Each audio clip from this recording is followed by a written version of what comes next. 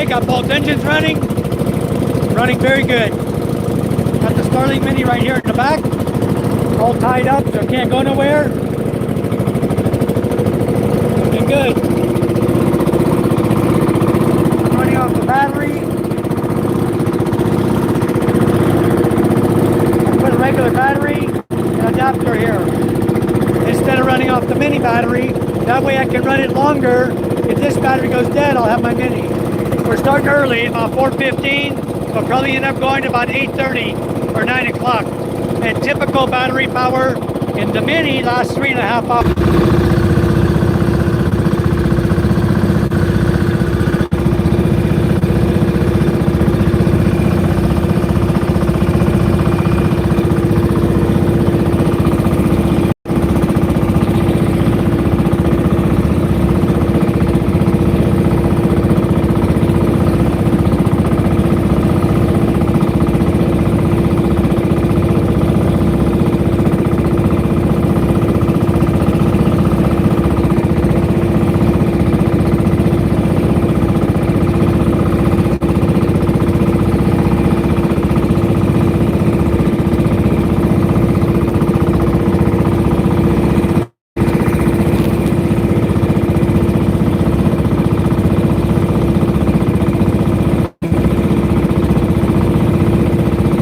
Welcome, guys.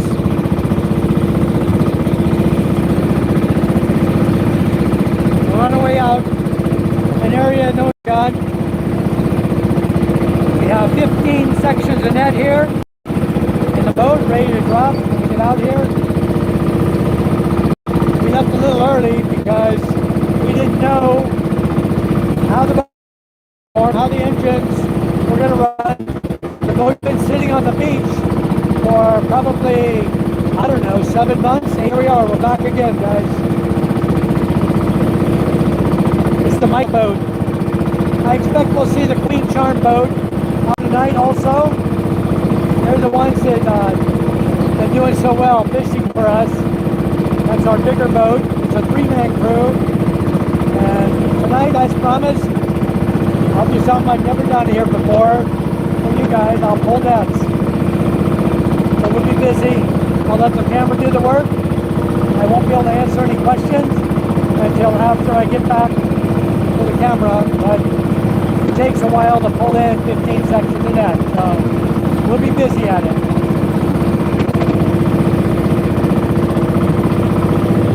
What a beautiful day to go fishing, huh?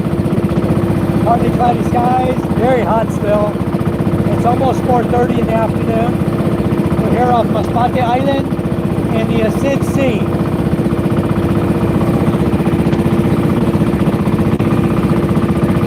Hello, Mark.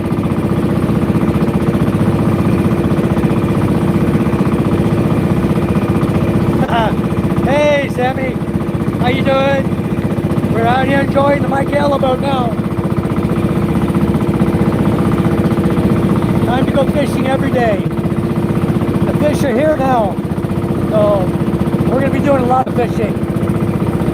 We'll get our MJ boat running. We'll get 3 crews going on these boats.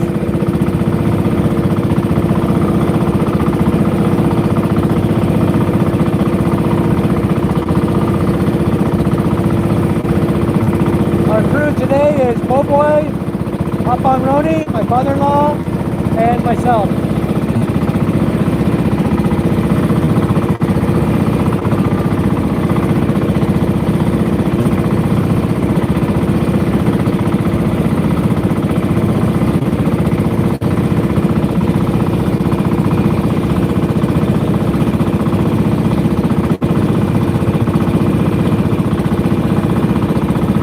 Here, Sammy. Next time you're here, we'll plan on you going. But for now, we gotta go, bro. That rhymed too, don't it? The fish are here, bro. We're going after them. I hope we get at least 20 kilos tonight. Here's the island over here.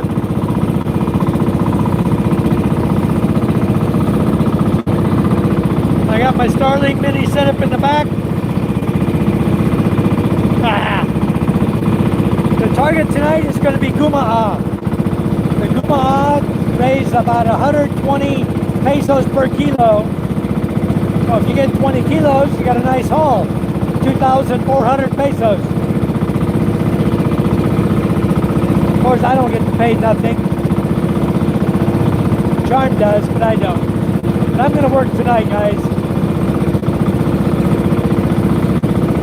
I got some gold brewski for us. And I got some graham crackers for a snack. And of course, some water to keep me hydrated. It's beautiful out here in the ocean, though.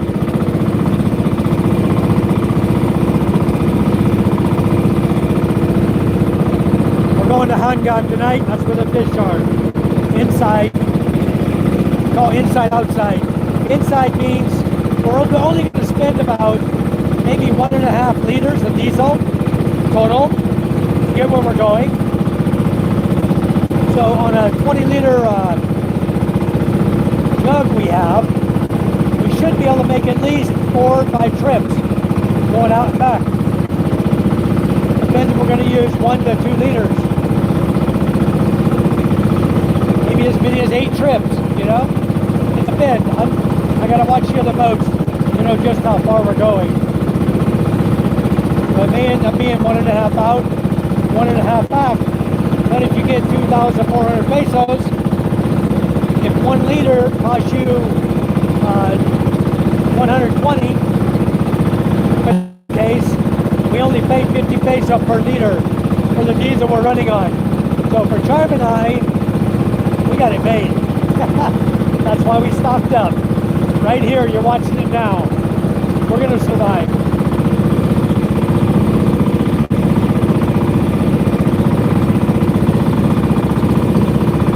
The trip's gonna take us about an hour. Maybe 45 minutes to an hour to get out here.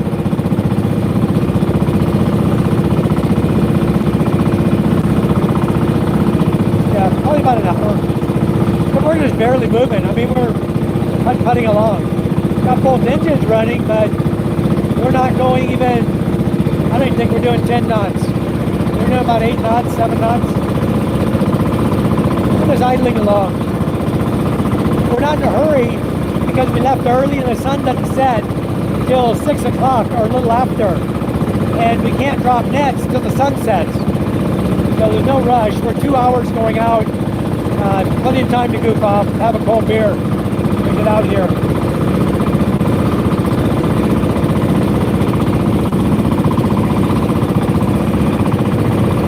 Yeah, it is. It's perfect trolling speed. Right now, I can put a rod and reel out behind me and troll along, but from experience of doing it before, I never catch anything. Maybe I can get a barracuda or something, but there's no king mackerel this time of year.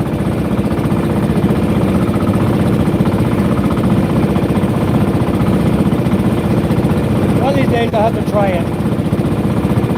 Yeah, we're just barely moving.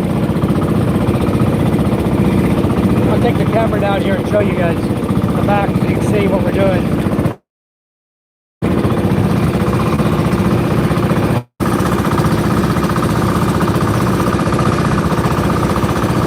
We're barely moving.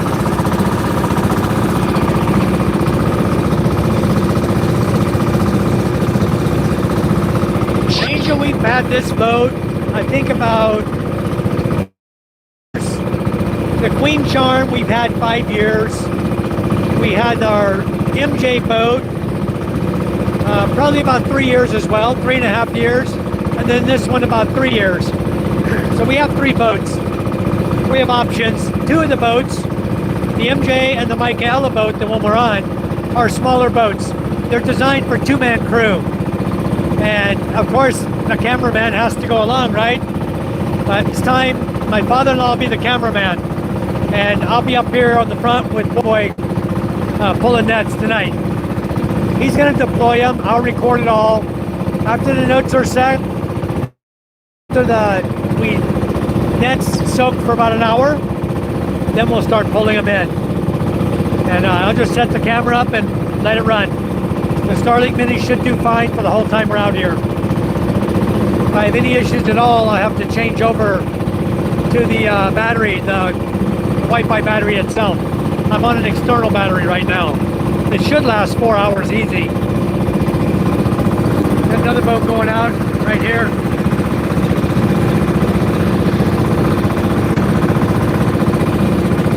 Let me clean my camera.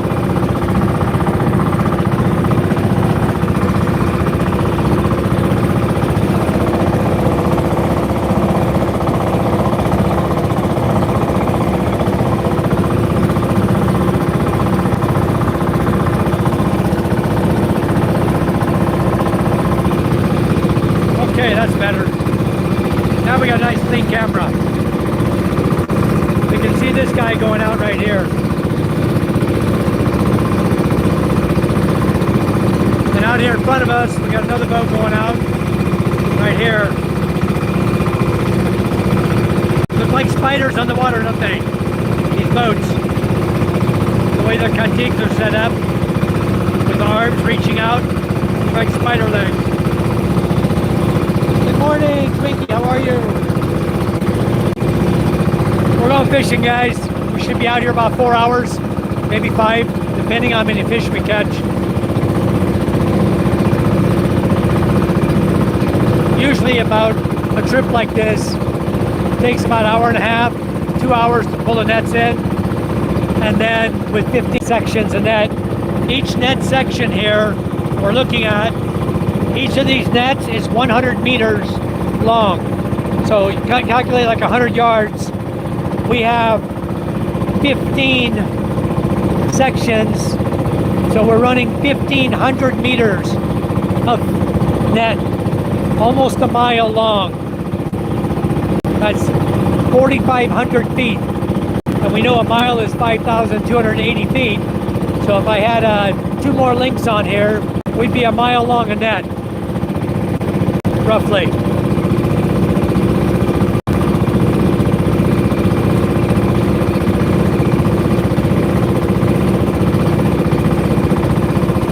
This is our island, Masbate Island. It actually stretches around way back here. Where we live, back behind us there. All the way around here. Goes up and then goes all the way across like this. It's an L shape.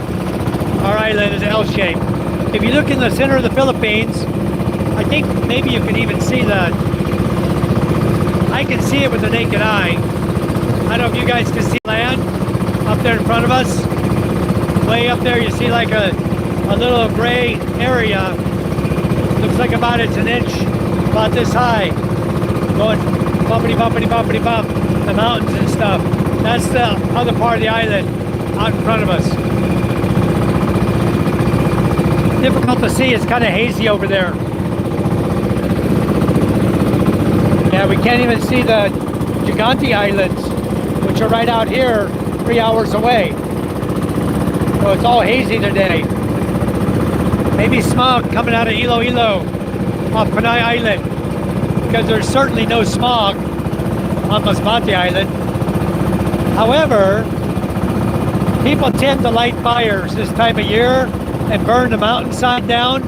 Once it's dry, they burn it so they can get a fresh green coming up.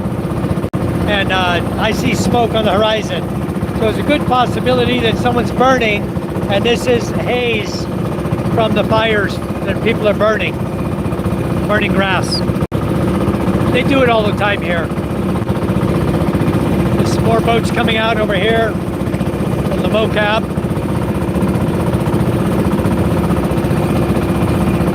It's tough, but I can't even see Hangan. It's so hazy. Where we're going, where the land is, you can't even see it out there. Very difficult. That's an artificial reef. Right there, that kawaii you see? That's man-made. They put in the water and then they fish around it.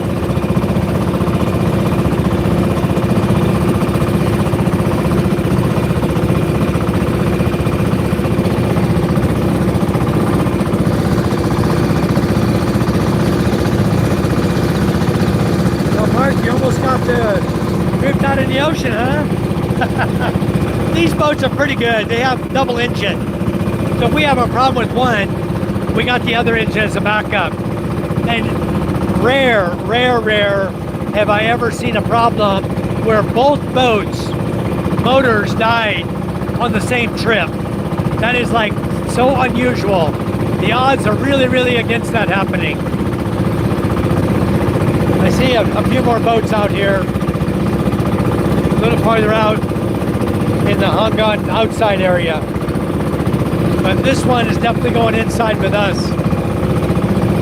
And there'll be a bunch of boats coming in behind us. They'll be catching us in a little bit. You can't see them yet. But they'll all be here. Before sunset, they'll all be here in a row, lined up, just putting along, waiting to drop their nets. Doing circles. I actually like coming in last. I like to be the last one into the fray when you got 100 boats out here. Because what I like to do is I like to have my guys come running in, and instead of slowing down, stopping, where all the other boats are hanging out, just waiting for the sunset, I like to just go right through the middle of them and go ahead and drop our nets and go straight on through. Because once you drop your net, everybody else has to avoid you.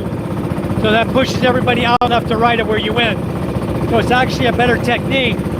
You know, they may get upset, but hey, rights are to whoever puts their net in the water first, right?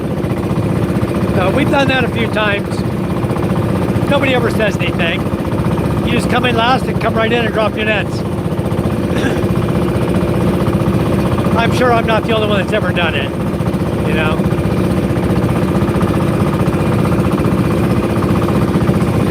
What a beautiful day, huh?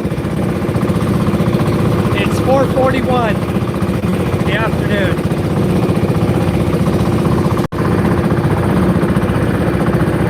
I'm gonna drown before coffee. Made the loop. How many miles from land? We will probably be about, when we get where we're going, probably 5 or 6 kilometers. So about 5 or 6 miles, a little less than 5 or 6 miles from land. A kilometer is not as long as a mile. It takes 1.2 kilometers to make 1 mile.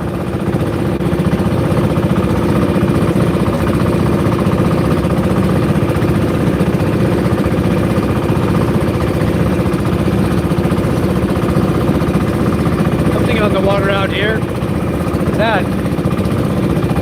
We're gonna go check it out. Something red out here in the water. Unusual to have. Not often you see something red floating in the ocean. That's what the hell? A dead dog? Maybe a pig?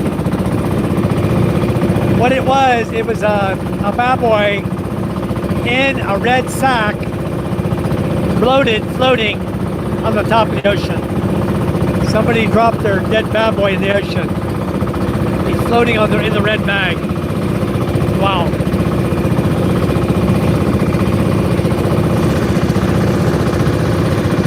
$3:41 in the morning. Oh no. Well, Twinkie, go take a nap. We'll start dropping in about an hour and a half. Right about 6 o'clock, which will be about 5 a.m. your time. That's when we'll be dropping the nets. So go grab another quick nap. Come on back and join us. You're not going to miss anything, just a boat ride. A beautiful boat ride, I might say. At the sunset, it's going to be beautiful tonight.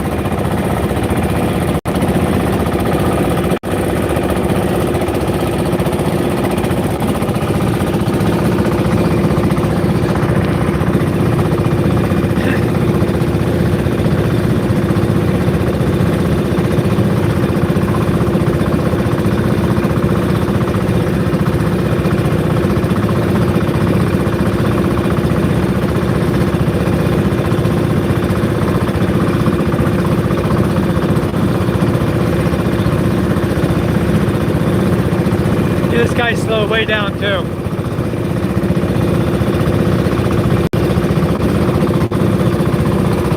He knows he's way early, just like us. All early for the hunk on inside.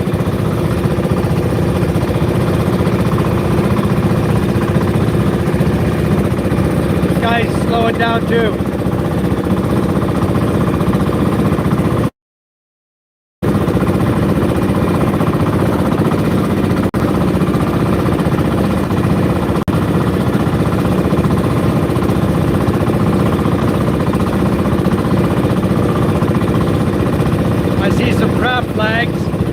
Crab pots out here. A little flag to see. They set crab pots out here in the corals. That's what those are. I don't think this guy's checking them. He's cruising by.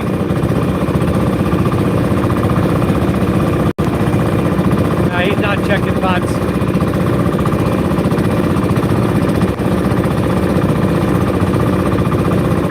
Going same place we're going. I'm gone inside. We all just got an early start. There's crab pots out here. Some out here going across 1, 2, 3, 4, 5, 6, 7. I see 7.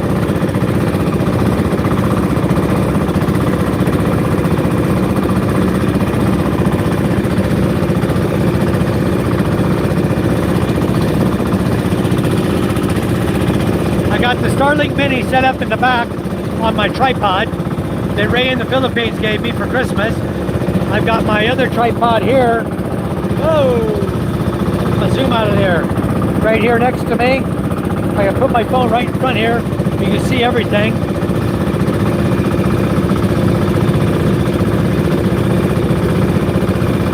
We're way early.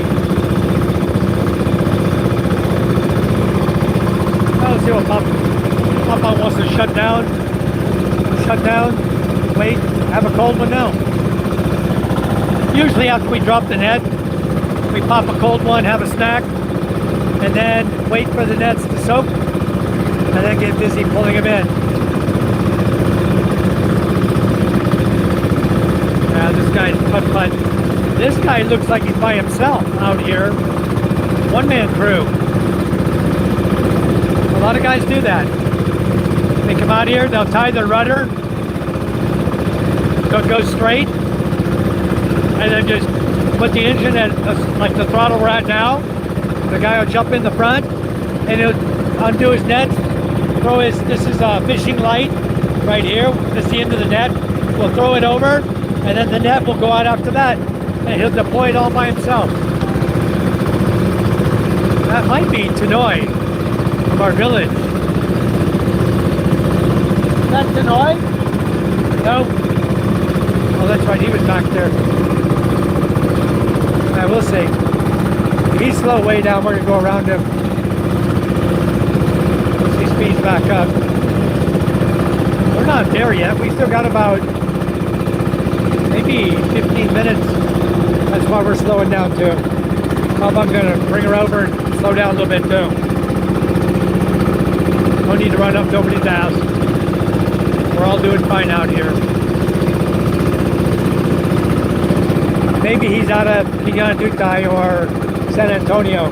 He was cruising out here, same as us, one of us, the whole way. The other guy out there, maybe out of San Andreas, he took a wide turn coming in to the same area. Like I said, it's easy, there's no rush. Winky, the school is almost done. We have desks to make. We got 2.5 months to get the desks made. So we took a break from the school. We had our graduation already. It's beautiful. Take a look at the video for the graduation.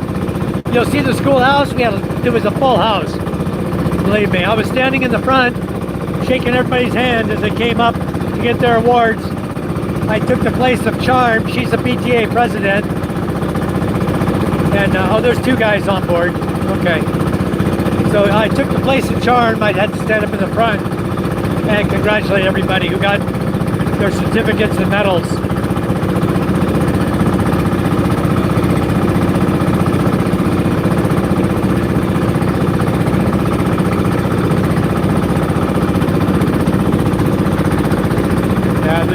guys there. One in the back, one in the front. That may be a husband and wife team. They're sitting really close to each other.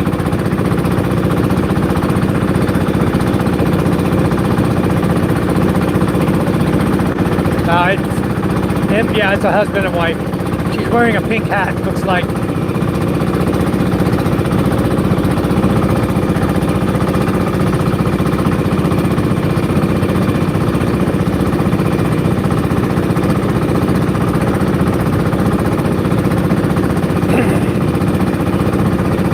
I don't think he even knows we're behind him right now.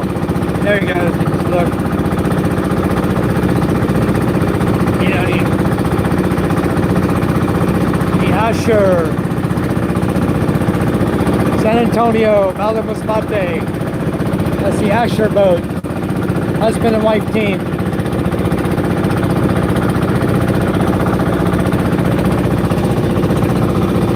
Got him live.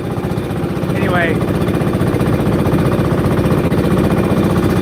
You're out here just like us. Have a good time.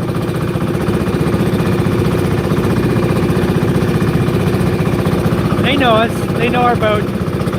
They know me. They know my father-in-law. And they know Boy Boy. Everybody knows everybody here.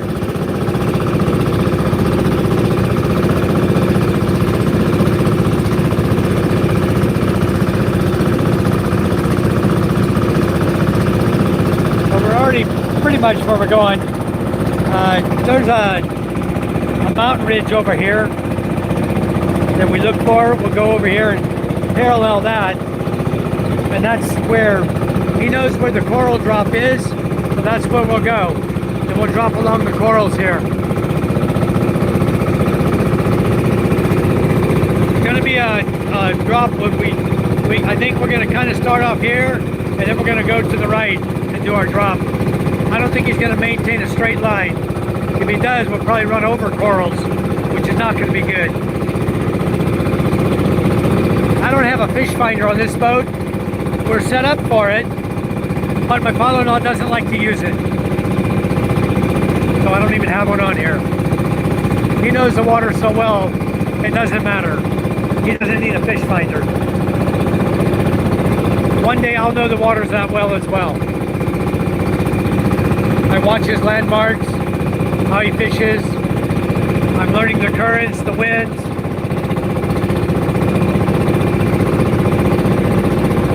There's a lot more to it than just bringing your boat out here and dropping nets. There's actually an art to it, and my father-in-law has it perfected.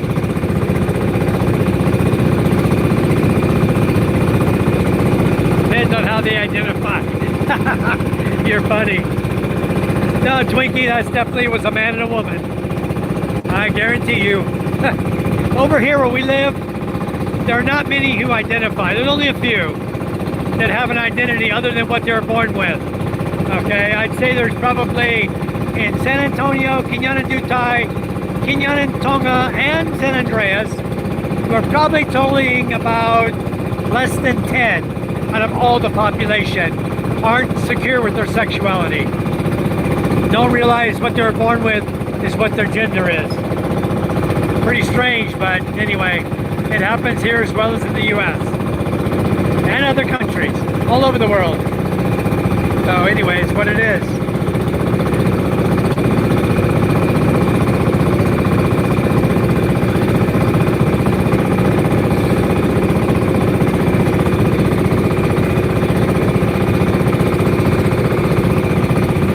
Hello, Niels. I missed you coming in. Thanks, Niels. How you doing? You're here in the Philippines, right? You're here now. Michael Dowdy, hello. San Andreas is in Balud Masbate.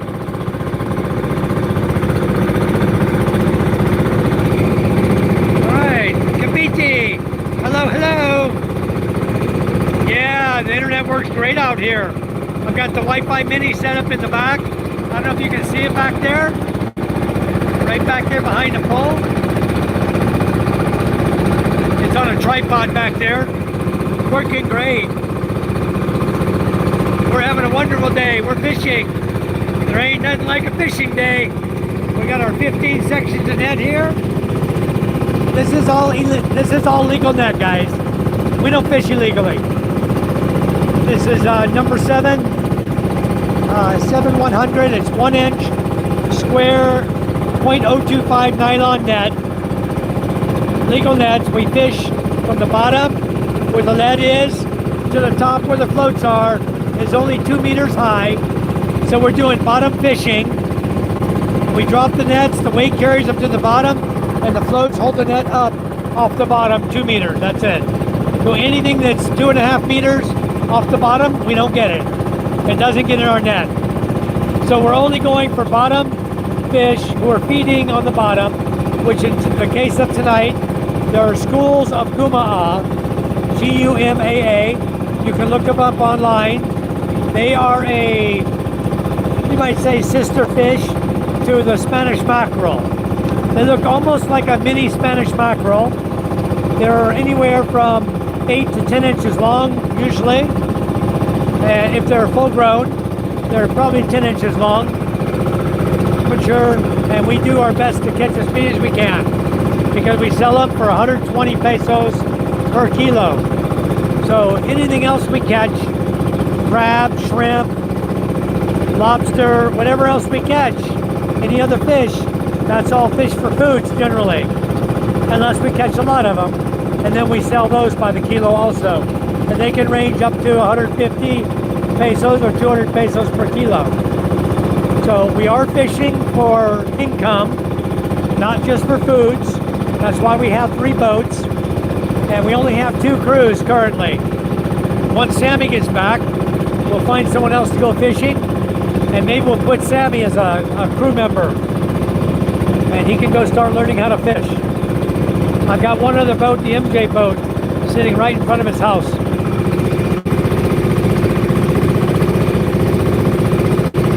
You're in San Andreas Ramblan. Very nice, Michael. You're not far from us. We're over on Masbate Island.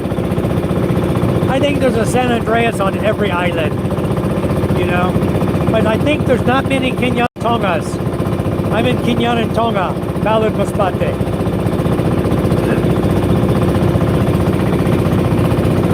But Balud is actually on the other side of this peninsula here that we're looking at. Balud is on the opposite side. We're on the Asid Sea side. Balud is over on the other side towards Ramblan. You guys are over on the other side of the peninsula from Masbate, heading towards Marinduque.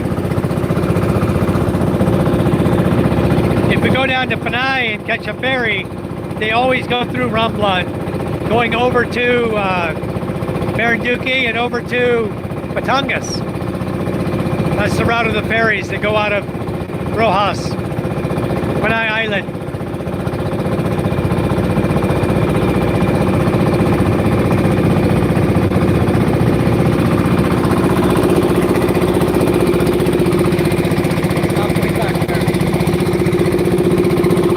Our boat's coming.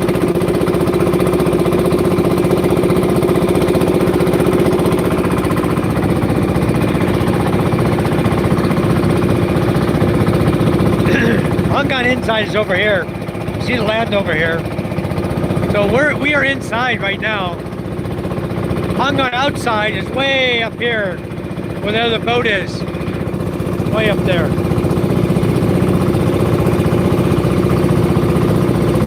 I can bring him in the view here. There he is. I bounced around. Hold on, guys. I'm trying to find him again.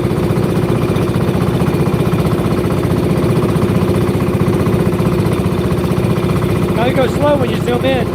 Wow. You can't see him. I saw him, now I don't see him. Oh, there he is, way out there.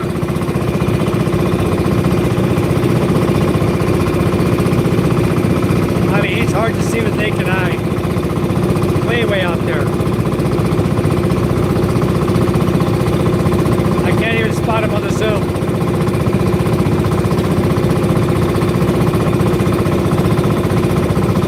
Show you how much better your naked eye is than to zoom on a pro camera.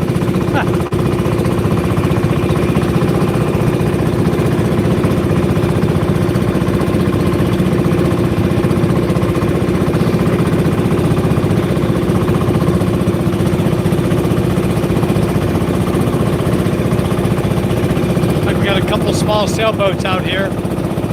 Or, no, it's, never mind, it's crab pots. We have crab pot here, here, boom. A lot of crab pots over there off Hungan. Yeah, they caught crab this morning. They brought it over. We had Nonong and his wife over doing some small work for us. Put my electric heater up in my bathroom. We could have hot water. Also repaired 2 tiles in the kitchen. 2 of the white tiles, he shipped it all out. Repaired those. So we fed him lunch, him and his wife and his daughter, and we let him eat the crab and the fish they caught this morning. So they had a good meal. It's wonderful. I don't know, maybe Sean got the crab. I didn't get it. All right, hello, Niels.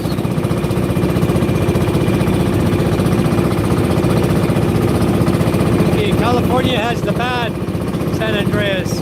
Yeah, you got the San Andreas fault line.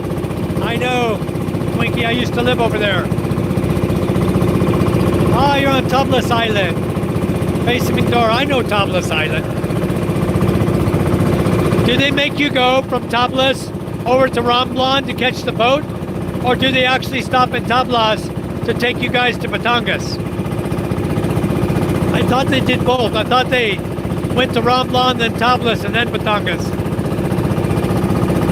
I'm pretty sure that Steve over in Marinduque went through Tablas one time, going to Rojas. And I think Ray in the Philippines did also, going from Panay Island over, back going home to Tagaytay. I haven't taken that route yet. Odiogon, okay. All right, gotcha. I've never gone that right, Michael. Never gone that way. I've been to Mindoro. I've been to Marinduque. I've been to Romblon, but I've never been to Tablas. Tablas Port, never been there. I've been to a lot of places in the Philippines. I love traveling. I love taking my boat and going places too. But these little punkies, this one's not made for it. My bigger boat is made for it. We actually have a stove on the other boat.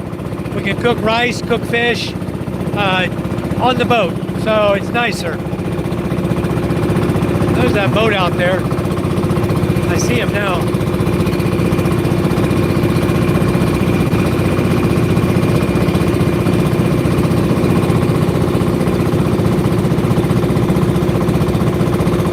He's just driving through the water very slowly. He came out of Hungan, so he's already in the fishing ground.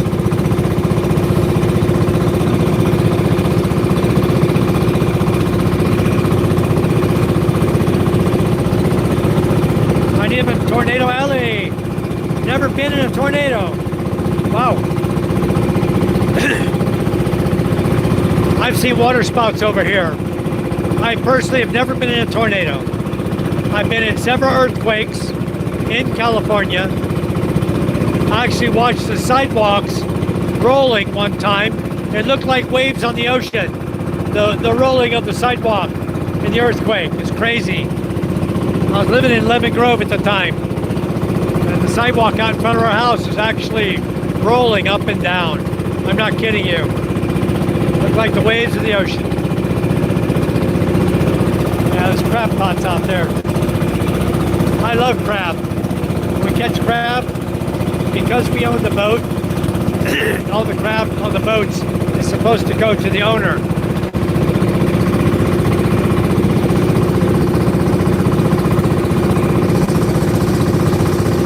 Odiogun, San Agustin, and Loob, which has fast cat to Cataclan. Very nice. You guys can go right on over. Do they stop at Boracay? Or they just go straight to Cataclan and make you take the environmental boat? I think they make all the boats, anybody going to Boracay, right? They need to pay the environmental fee. Okay, he's slowing the engine down now. Starts the vibration. Blah, blah, blah, blah, blah, blah. See the whole boat shaking. little vibration. You got a bent propeller? Maybe. The propeller bent? Vibrating?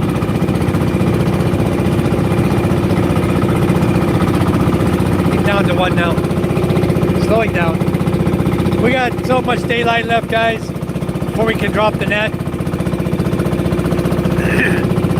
I should have bought 2 beers apiece instead of just 1 apiece. Ah, beautiful, Michael. Very nice. I'm a permanent resident too. I didn't know it was free for us. We don't have to pay environmental fees if we go to Boracay. Ah, the engine's great, Twinkie. The engine's doing great. The diesel engines.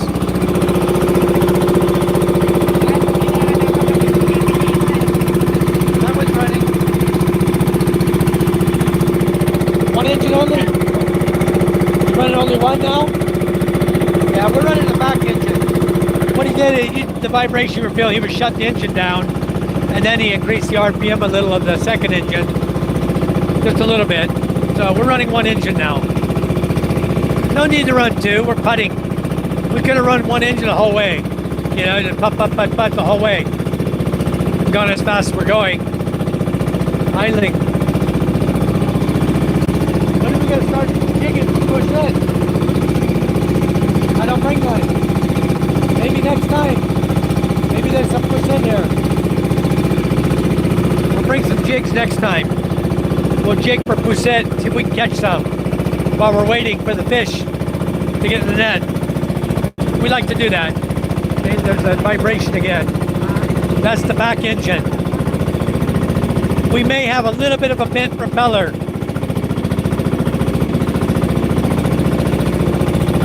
When I asked him, he said, yeah, I think so. Maybe the propeller just a little bit bent.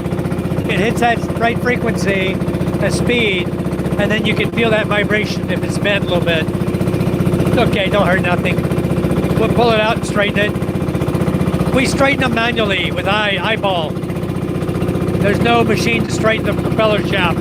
Propeller shafts are anywhere from, 7 feet to 10 feet long, 3/4 inch stainless steel threaded shaft that you thread the propeller blade onto, and then you tie nylon around it, you reverse thread the nut, back it up against the propeller blade to tighten it. Then it has a hole in it, you can tie nylon, put a nail through it if you want, to try to prevent it from flying off if you hit something in the water. But we've lost propellers before. It's not uncommon to hit something in the water here. There's wood, kawaii floating and coconuts, whatever. Generally, the way the boat is shaped, being as it's pointed, and then it bows out, as you can see, generally it forces the water away from the engine, which is right directly in the back. So you usually don't hit things. But they have been known to come out at, not optimum tide and hit a rock on the way out. It depends on the boat captain. If they're smarter, they'll push with the pole. See that wood pole there, the long pole right there? That's our pole we use to push from the shoreline sometimes to get our boat in and out. We'll shut the engines down early so we don't hit the bottom. And then we use the pole to push us until we bottom out in the sand. I'm coming up with a design that at high tide, I should be able to drive my boats right up on the beach. I'm working on a design for that. It's going to be like a wooden rail system, okay, that I'm going to anchor, find a way to anchor going up the beach. So I can just come flying right up, hit that wood, and reel right up on the beach. That'll save us a lot of hassle when we got a bunch of guys on having to pull the boats up and down on the beach. If I have a rail system that I can bring my boats up, it'll be a lot better. The other idea I'm floating around is I have some tires, quad tires. I've just got to design or buy a quad axle to put the quad rims on and work that up, put that under the boat so I can roll the boat. And they're nice flat tires I have. They're really wide. They're like 10 inches wide. And they're, from the rim, they're only about this high off the rim. They're street tires that Scuba Steve gave me for the quad that didn't fit. They don't even fit the quad. So I'm thinking to make a beach crawler with them. And then what I have now is, I now can bring my truck all the way to the property where we dock the boats during storms. So I can actually hook the rope on the front of the boat. I'll be able to attach the rope, and I should be able to use my vehicle to assist in pulling the boat up on the beach very slowly and have guys guide it. So I've got a lot of options now, a lot more than I've had before. Before we used manpower, about 20 guys, and everybody helps everybody. We'll do one boat at a time. We'll work our way down the beach until everybody's boat is up on the beach when it's storm time. And, you know, it's camaraderie among all the fishermen. That everybody helps everybody. You don't leave anybody hanging out there without going to help them. And that vibration is very slow RPMs. Be down to about 2 knots. And we're getting a little vibration. That tells me the shaft has a little bit of wobble on it. Not real bad. Not more than a 1/4 inch wobble. Very, very close to being straight.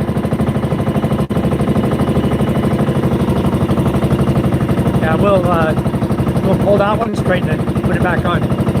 I like to run straight through the water, without vibration. And as you can hear, we are on one engine. That's an 18 horsepower diesel engine, single cylinder.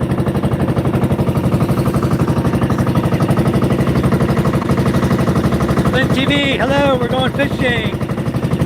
We're out here fishing today. 55 views, something fishy going on here. Yep, you got it.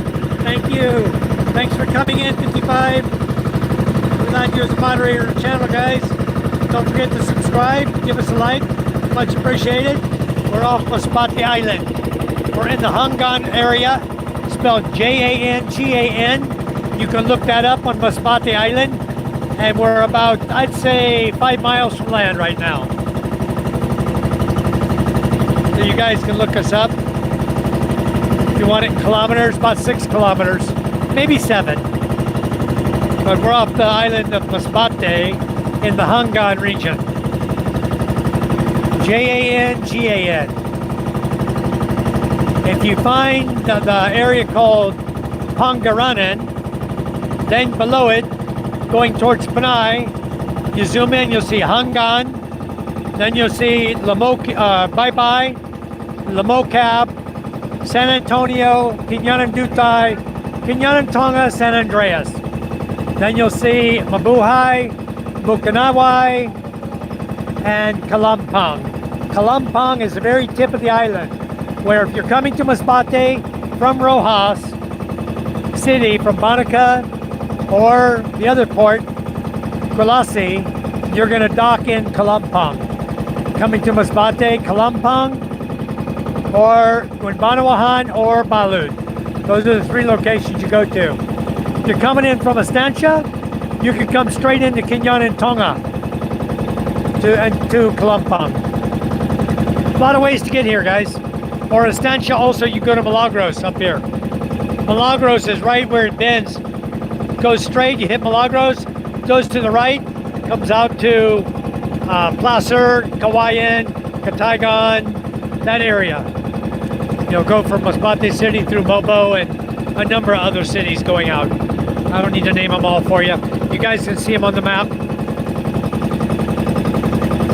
I'm pretty familiar with Masbate. I've lived here off and on now almost 14 years. So we know this island pretty well. I don't know the fishing grounds as well as people who come here all the time, but I am learning them over time. I am learning them. I think we're actually we're right where we want to go, I believe. What he'll do is he'll go up, he'll circle around probably. Instead of shutting down, we'll just idle. Waste fuel. We got lots of diesel to waste, guys. I know there's not much diesel in the Philippines, right, guys? Don't you worry. We're going fishing! All right. See the sunset. Oh, we still got, wow, 20 minutes. You guys know how to do a sunset, right? And you hold your hand up like this from the top of your finger to the bottom of your little finger. That's 5 minutes. Okay? So from the ocean surface, 5, 10, 15, we're about, I did it over in front of the sun. We're probably about 15, 20 minutes right now from sunset. Anyway, that's how you tell the time to sunset, is hold your fingers in front from the horizon, okay, of the ocean or the land, and then stack your fingers on top of each other. And you know how many minutes it is till the sun actually touches the horizon.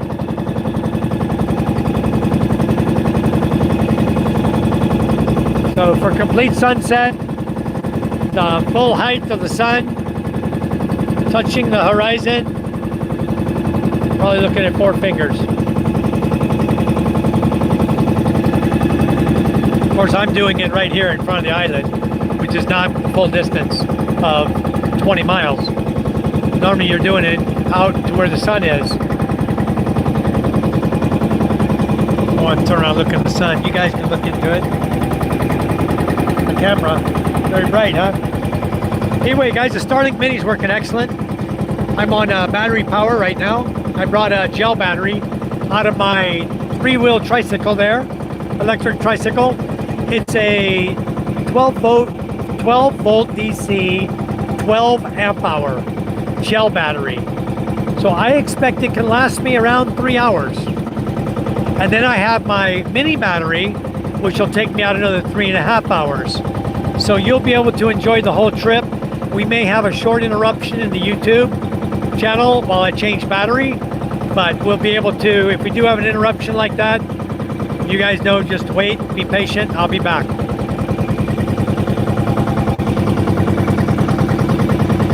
For you guys, I found that if you go through a cataclysm, you pay local, not tourist, 50 pesos. All right, that's nice. I believe tourist is like $1.80, isn't it? 180 pesos or something, or more. They've really given a hefty little price since they did the renovations on Boracay. I haven't gone, I've only been to Boracay twice in my life since I've been to the Philippines, since 2011. Guys, I've only been to Boracay twice. I don't see a reason to go there. I have White Sand Beach over here on Masbate Island. We have resorts over here that are cheaper than Boracay, you know, to go visit the resort with the White Sand Beach. You have excellent food at the resorts here. I don't know what else you want on Boracay. We have beautiful sunsets here on the other side of the island, on the Balut side, where all the resorts are. We have gorgeous sunsets, both this side and that side.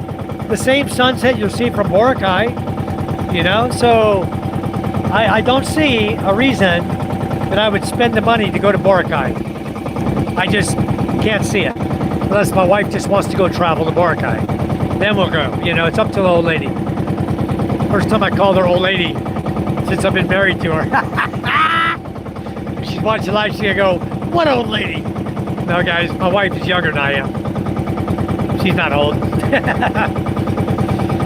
She's not a youngster. She's not old, guys. I have a beautiful wife. Beautiful, beautiful lady. She'll probably knock me silly when I get home. She's watching my live feed. And she always does. She's always in my live feed, watching and enjoying what we do. MJ wanted to come tonight, but we're going to bring MJ on Saturday. My father-in-law said Saturday. Today is Holy Week, and we don't want MJ coming out today. Today's Thursday, and we're right in the middle of Holy Week. Yeah, we're right in the fishing ground. Outriggers on this boat are very strong. We replaced them not long ago. These white arms going out, this is the problem with the MJ boat. And I paid a guy to fix them. He's supposed to fix them. He hasn't done it yet. Well, I hired him. He doesn't get paid till he does it. But he's supposed to replace all 8 of the arms. There's 4 arms on each side, and they overlap from here. They double up. You see over to here, this one, and then this one comes across and doubles up all the way to here. So there's 8 arms on here, and they hold the katig. The orange float is called a katig. Okay. Hello, jury. Hello and welcome, Mr. Leader. How are you? Thanks for all the hearts. Yes, Easter is Sunday. Thank you guys for coming in. I'm adding everybody as a moderator today. You guys enjoy the chat. Michael says, I used to go to immigration there. But like you said, we have the same sun, sand, and water. And I can walk 30 yards versus an hour-and-a-half trip. Exactly. That's how I feel, Michael. I live right on the beach, you know? I walk from my house, 30 seconds, I'm standing on the beach. So why would I want to go all the way to Boracay to go do the same thing I can do here? We got lots of coral reefs, we can go snorkeling, we can go diving, spearfishing, we do everything right here. And that's upcoming, guys. Spearfishing is going to be coming. We're waiting on the water to clear up still from wintertime. The water's still a little hazy. So once the water clears, we're going to be doing some dynamic spearfishing. I'll be doing the recording, hopefully, and watching Teacher Ruel and the other guy. I will actually be spearfishing probably at some point. I have to review the laws of foreigners shooting objects with projectiles and see if spearfishing is included in that list of objects that we're not allowed to be doing. I'll check that before I ever pick up a spear gun, because I don't want to go fishing and have somebody try to put me under arrest for shooting fish with a spear gun when I'm not allowed to shoot an object with a projectile coming out of it. Yep, go ahead. Okay, you getting ready to drop? No, not yet. He's gonna prepare the nets, guys. Untie the net. I'm just gonna stay out of his way. Put my foot in the water, huh? Nice. Boy, the water feels great. The water's awesome. Beautiful water. Nice and warm. Wow. Good day to go swimming. So what he's doing now, we have the nets always tied when you get underway, because you don't want the nets shifting around with the waves. If you had some big rollers, you don't want the waves pushing your nets around inside the boat, you know, because it's heavy. The nets are heavy. Okay, just toss the rope over the side. Then he'll unhook the other one. And he'll bring it up and he'll tie it to the pole. It's right here in my hand. This is the fishing light right here. And he will tie the light to the net. There he goes right now. He's got the rope right here. He's going to tie the light to the net.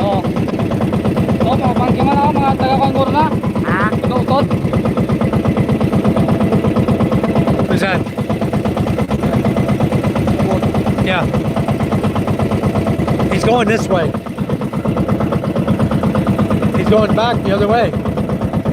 This guy's sitting here, just setting. This guy's going back. But maybe he's just wasting time. Maybe he'll just turn around, get ready to drop this way. We're watching all the boats, guys, because this is our first time coming out this year. Some of these other boats were out here yesterday catching. They're watching us, we're watching them. My father-in-law knows what to do. Anyway, as you can see, we have the float here. This is the light on top. It's called the flong flong. The flong flong flashes in the dark to let us know where the end of the net is. And you'll see that as we go at the end of the fishing trip. So that is the first thing that goes out, is this light here. And it's got steel bar. Sorry guys, I'm trying to watch my angle on my camera. It's got steel bar tied to the bottom to make it lay down in the water, and the float holds it up, okay? So that's our light. And the end is called the flung flong. It's battery operated with size double D or size D battery. We use 2 batteries, 2 D-sized batteries go in that light to power it. And it'll last a couple of weeks because it's only operating flashing at night. And in the daytime, we can loosen the cap. So if we're not going fishing at night, we only tighten it up when we're going fishing. So we don't kill the batteries. But it's good to change them often because otherwise they'll get corroded out here in the ocean. They tend to corrode pretty quick. You don't want to tear up your lights by not changing out your batteries often enough and end up with corrosion inside. Your springs get all rusty and it just becomes a mess. He's just hanging out. This guy's just hanging out here. Looking back. How come I'm not seeing any more? Oh, here they come now. Fishing boat behind us. Where's the Queen Charm though? I don't know. I know she's going. I know she's not going to stay in port. Huh? Are we sure they fished inside? Are we sure they caught the fish here inside? Yeah. Well, why aren't they out here tonight? But maybe the fish will Moving? in here because the winter is at the wind. Wind's this way. Yeah. Sometimes the wind is here. You want to go out? You want to go in farther? Maybe I will want to Go inside? if some of the bunky is here, I will Go in? go closer to the coral reef. Okay. But Queen Charm got 30 kilos last night. And you would think he's coming. Ah, maybe.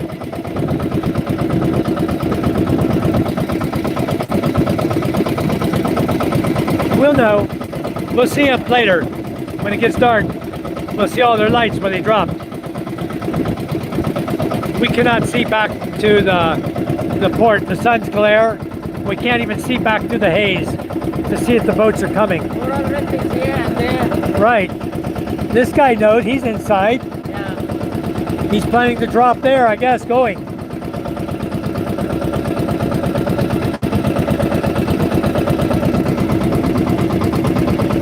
You think the fish are already inside? No, Outside. this side is the coral reef. This side?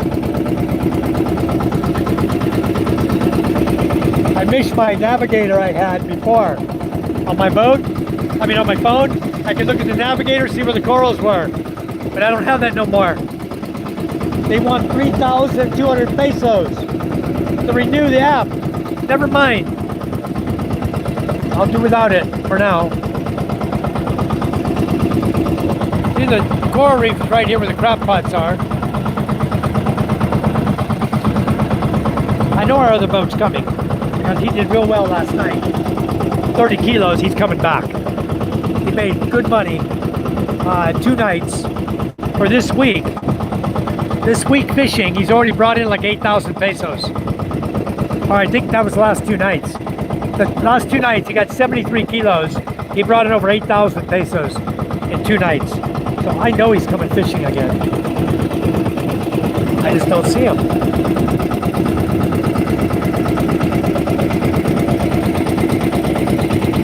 I guess we'll see him when it gets dark. Where they're actually going.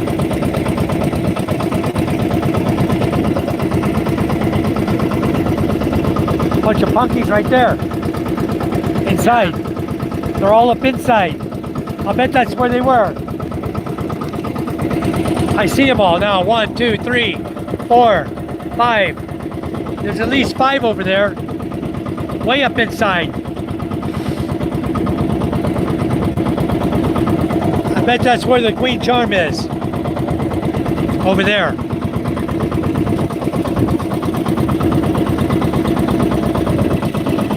You want to try there, or you want to try out here? Huh? This is from here. I see a lot. I see 1, 2, 3, 4, 5, 6, 7, There's 7 punkies over there. Maybe they're coming out though. Maybe they're coming this way from the mocap. Maybe. We'll see. Keep our eye on them.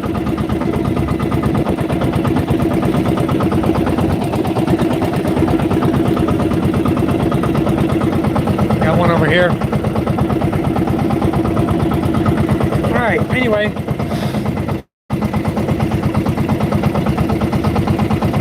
To be in the water. Yeah, Michael. Same with me.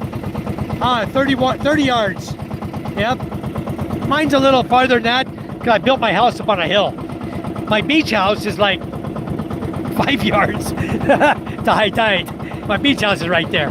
My house is up on a hill. I made it about 30 seconds away because I don't want the storm to be able to bother me. I have no problem from tidal surge. I'm 8 meters above sea level. So for now, no tsunami's going to hit me, I don't think. Going to even come above my house because I got a big wall also in front of my house on top of the hill I'm on. So I think I'm pretty good for tsunamis or for any type of large tidal surge from any type of typhoon we'll have. Even up to category 5. My house was here when Yolanda went through in 2013? I know it wasn't here yet. We were here for everything from 2014 on. Our house was there. We built in 2014. Man, there's a lot of punkies there. Wow. Let's see if I can show you guys. It's so hard to see with the sun right there.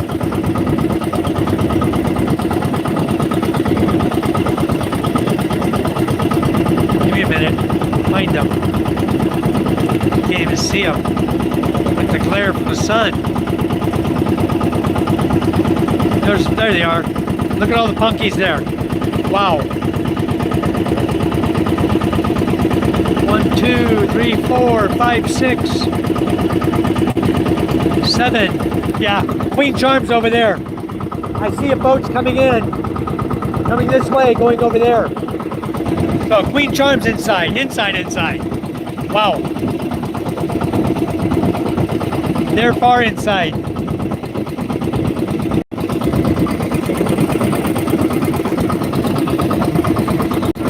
Guarantee it's over there.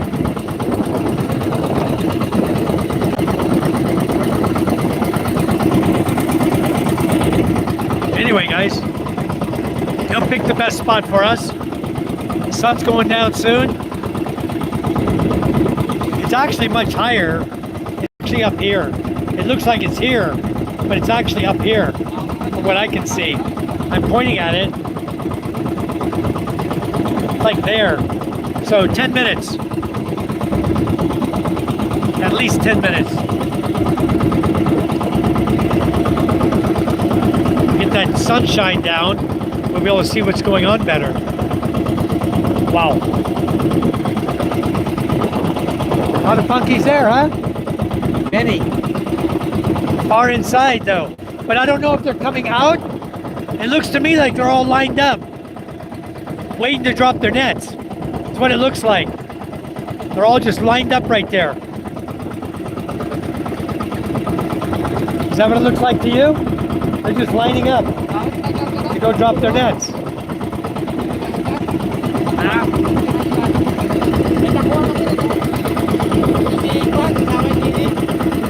Well, wish us luck, guys. We're gonna try wherever Papang wants to drop. He's going by the wind, and he knows these waters.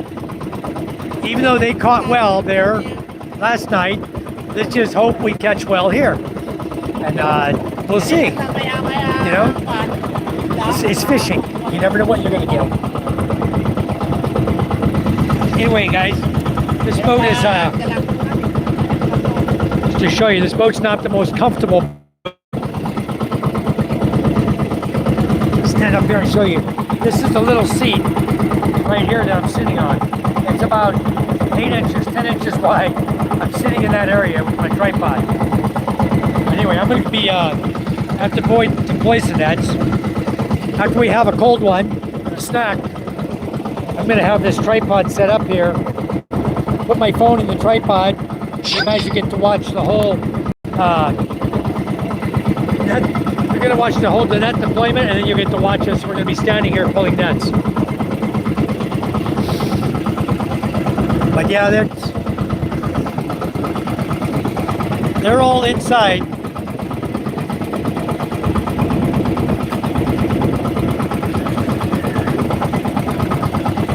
The thing is, when you get that many boats lined up, some boats catch zero. It depends on where the fish are, because as soon as the nets start dropping in the water, spread out, 50 meters apart, and you got 20 nets coming down into the water, the fish are scrambling. So it might be better for us to be out here, but the fish are going to come flying away from those nets, come our direction. Some are going to get caught in their nets, some are going to come over here on this side of the corals. We'll just wish ourselves good luck today, guys.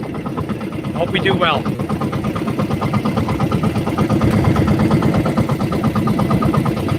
All right. Go down to the chat, catch up with everyone.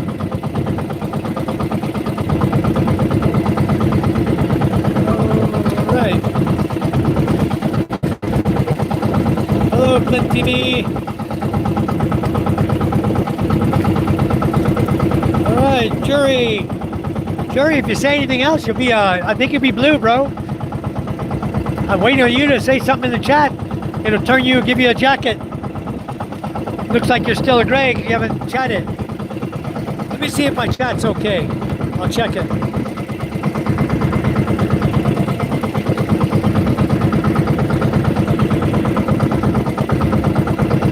Okay. Looks like it's okay. Last comment was Twinkie. Easter is Sunday. Have I missed any chats, guys? Tell me whether my Wi-Fi is okay. I guess I'm still live. 10 people in the room. We're still putting here, idling. My father-in-law is making up his mind on which coral he's gonna drop on here. What do you think? Stay here? Go there. Kind of tough decision, but we're already here. They're all over there. A whole bunch of them.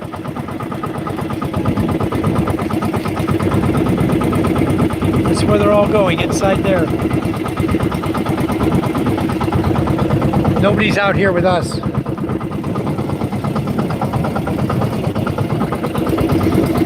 We have one boat. Here come two boats behind us. There's the third boat. Just wait here. I have a feeling they're heading this way. Maybe doing it while they drop their nets, but they're all piled up over there. They're not lined up, they're piled up. They look like they're coming across right now. I think back there is probably the reef we want, where those two boats stopped. Where everybody seems to be going.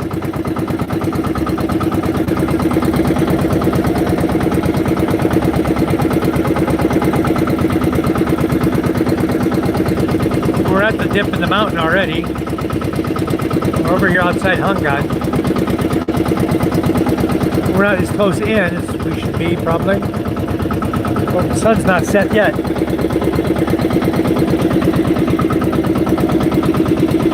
There's a bunch of them over there.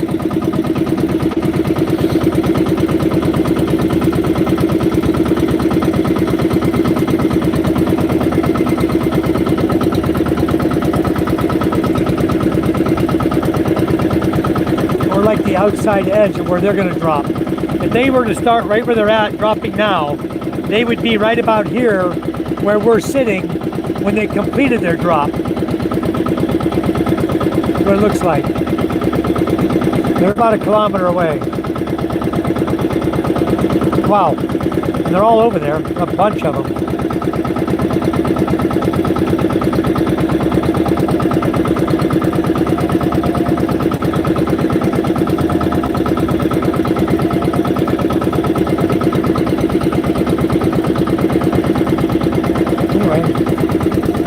Fishing's hit and miss.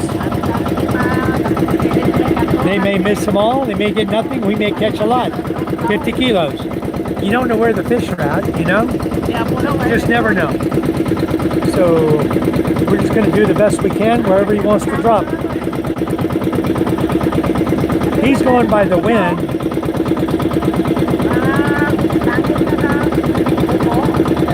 Teaching boy about the wind and the currents. So, anyway.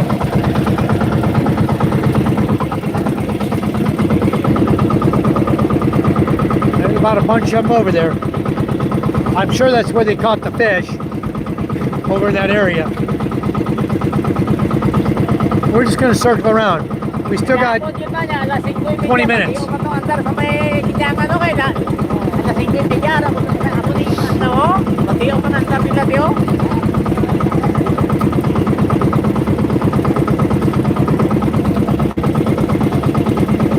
Very good, Twinkie. Yep. Take your nap. We're not dropping yet. We're going to be dropping in about, I want to say, probably 20 minutes. We start the net drop. We're circling around. You see all the other funky boats out here. A whole bunch of fishing boats out here. Right over there under the sun. They're inside, a little farther inside than we expected. That's probably where they caught last night. All the fish. Well, maybe better we stay outside. Let them scare the fish to us.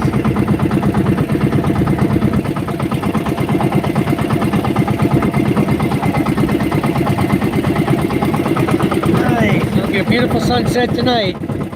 Wow. It's gonna be a beauty. You guys probably can't see the boats yet. There's two over here on this end because the outside edge over there, you can see all the punkies lining up there. Many boats over there. Oh, boys in the way. There's a whole lot of boats over there right now.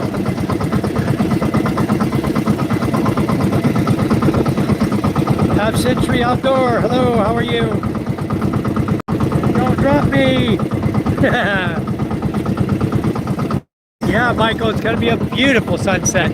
It looks like, it's way down on the water, but it's really not. I mean, we're still way up there. We're still a ways before we drop. We're not gonna drop with that sun up in the sky. We're gonna drop when the sun drops below the mountain. We still have time. Maybe 20 minutes.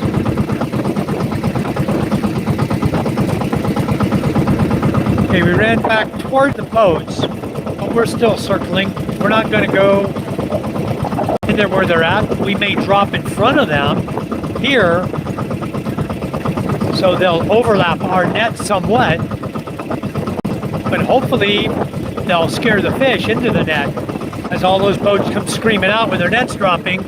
Hopefully we'll have our net in the water here in front of them and might scare some fish right into our net. Let's hope for that. I see, let me count them.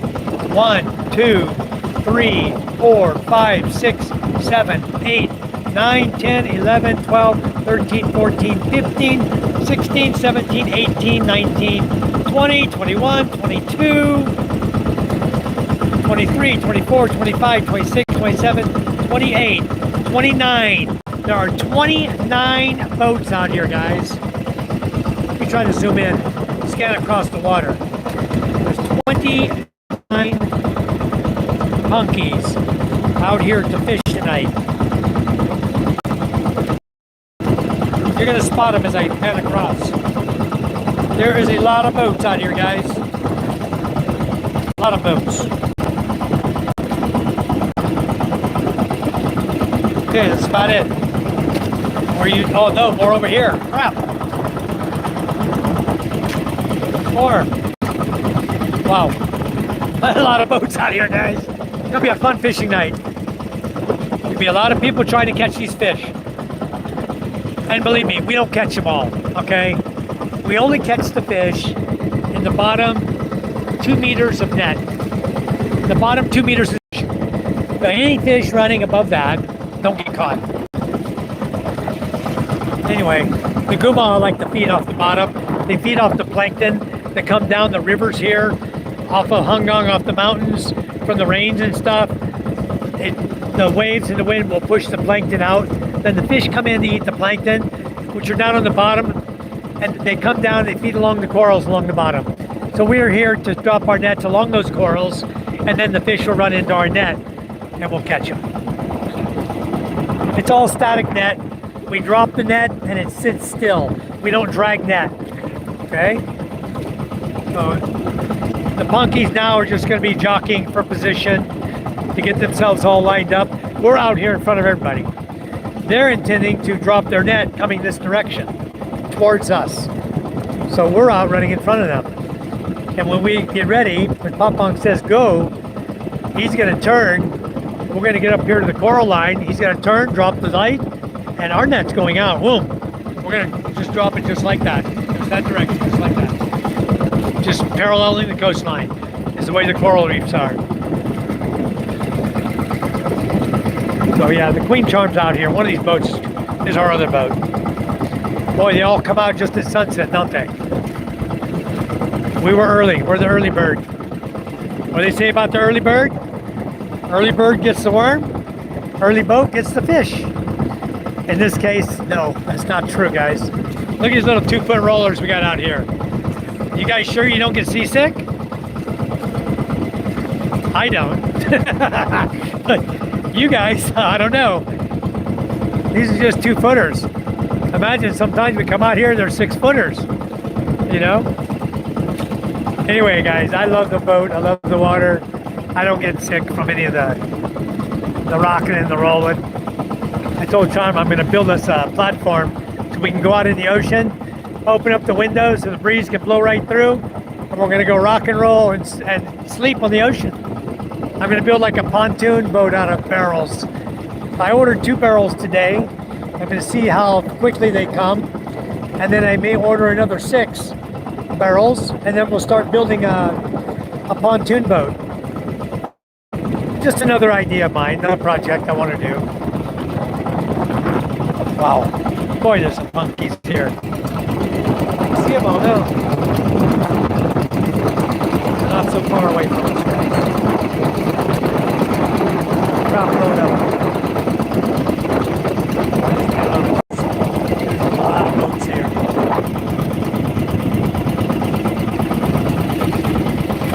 Okay, it looks like they pretty much made their way out there. Alright, we're like going to drop on the corals right in front of them. I know that's what we're going to do because they're lined up behind us. They're going to drop the same coral line. Okay, we're just going to be a little bit ahead of them. That's all. We'll be a little bit ahead of them on the drop. They're going to come up and hit right about where we start. That's good. They're hanging out right here. They're not even a mile away. And they all are running like 14 sections of net. Anywhere between 10 and 15 like us. So they'll be dropping right up here on our net. We got it figured out. He's gonna look for his landmarks. We'll get our coral lined up.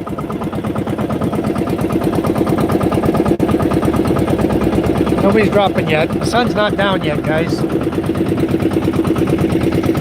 It's right there. Still up over the mountain. Gonna be a beauty though.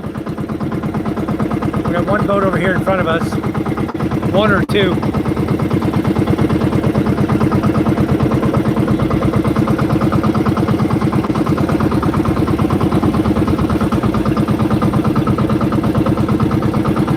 One boat. He's out here about where we are. He's coming like at an angle towards us. But in a minute, we're gonna... Boy's ready. Waiting for that sun to drop. Ah, 10 more minutes, bro. Okay, we're just gonna toy along here in front of them all. You can see they've all kind of maneuvered right in close to us here. Actually, we're all maneuvering, guys. We're idling, moving in circle.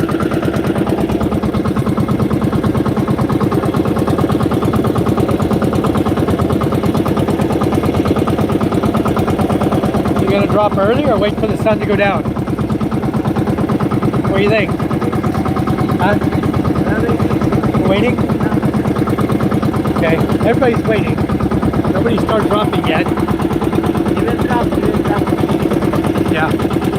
He's watching for them to drop, guys.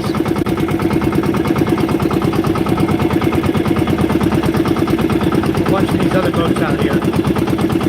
If they drop, we're dropping. We're right ahead of them. The way you know they drop is they'll put their second man up in the front of the boat. Okay? The second man's in the back. Okay? You can't drop a net from the back. The net in the front of the boats. So when you see the second man go up to the front of the boat, like we have right here, we have boys standing in front of the boat. When you see their second man going up, that means they're getting ready to drop. And you can see that on every boat. Here's one right behind us coming up. Okay, he's got his second man in the front of the boat already. Okay, I think Papang is going to do one final circle. Yeah, I'd love to have some fresh lobster too, Twinkie. Wouldn't that be awesome to catch some tonight? Okay. The man's in front of the boat. They're not dropping, they're preparing. The other boat, man in front, man in front. We're right here in front of all of them. Okay. Sun's heading down below the horizon. We got about 2 minutes, 3 minutes.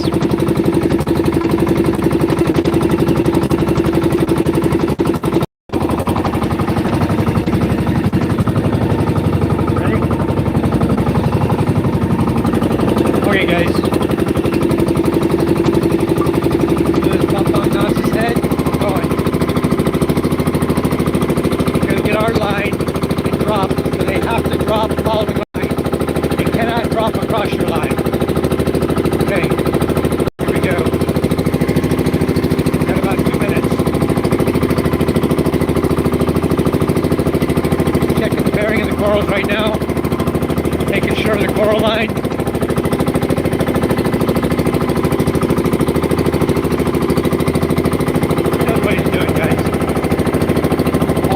Are on the move now. Everybody's got their man up front. Nobody start dropping yet. You'll see the light go out. As soon as they drop.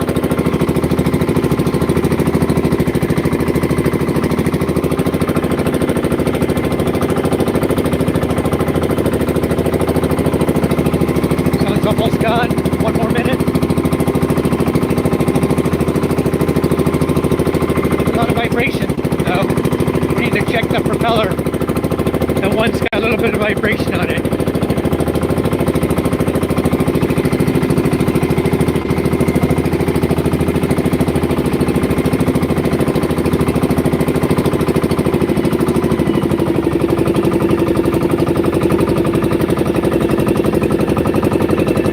Coming over the corals right now.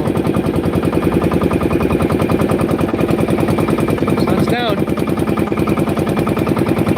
30 seconds, it'll be gone. Okay, here we go. Alright, dropping now, guys. Here goes the light pole. Got the light. It's flashing already. First goes out a 2-kilo lead that holds the net to the bottom. It's holding there. And here it goes. Okay, we're dropping. Alright, guys. Got 15 sections of net to drop. Alright guys, thanks for joining us.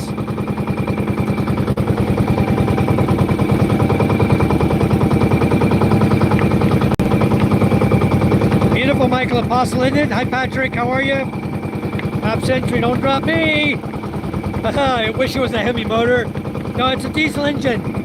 It's a 18 horsepower, single cylinder air-cooled diesel engine. Made by Yamada. The sun is gone, down behind the horizon. And we are dropping, guys, as you see. Right on time. Diesel breathing power, that's right. Hello, Patrick. Twinkie is yours 30. No, we're running I run two 18s on this boat. We have a total of 36 horsepower. We have one high-speed, one low-speed engine. Combination, one high, one low. They're both single-cylinder diesel engines.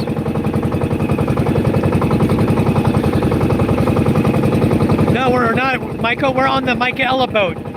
The same one you guys first ever saw us fishing on. The MJ boat is still waiting on the repairs, and there's no nets on it. I think there's, no nets on it right now. We are on the Micha-el-la Boat. We put 15 sections of net on this boat today. We pushed it out in the water, and we put all of the nets on. So here we go. Hi, Ryder. How are you? Only when drinking beer I get seasick. We're gonna have a cold beer. I have them in my bag. When I stop, as we deploy, everything's tied off. Then I'm going to drink a cold beer with them, with the crew. So like I said, we got 15 sections to put out, guys. Almost a mile long of net. Other boats around us, all dropping right now. Beautiful sunset. This is our island, Masbate Island, behind us. We're off an area known as Hangan. You see all the boats out here dropping as well. Everybody's dropping nets right now.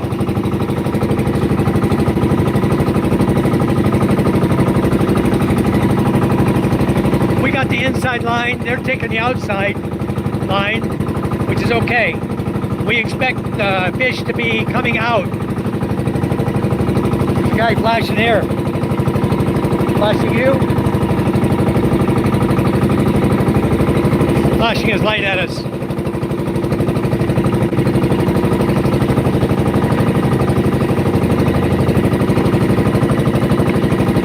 He's trying to warn us to not cross his net. So we're okay. We haven't crossed anybody. I don't see any flong. We already turned. We're following the corals. They quit flashing his light. He saw us moving over.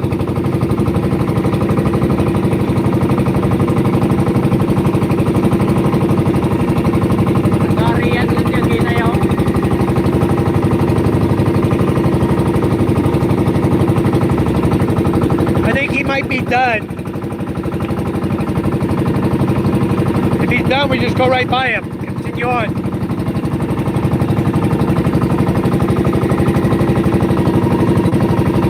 We got a lot more net than that boat. Maybe he's dropping only a few net. I don't know what he's doing, but he looks dead in the water right now. He's dead in the water? He's not even driving. He's done? What did he drop? 3 sections? Oh, we just lost a bunch of net. Damn it. Come on, boy. Careful. Yeah, he's done dropping.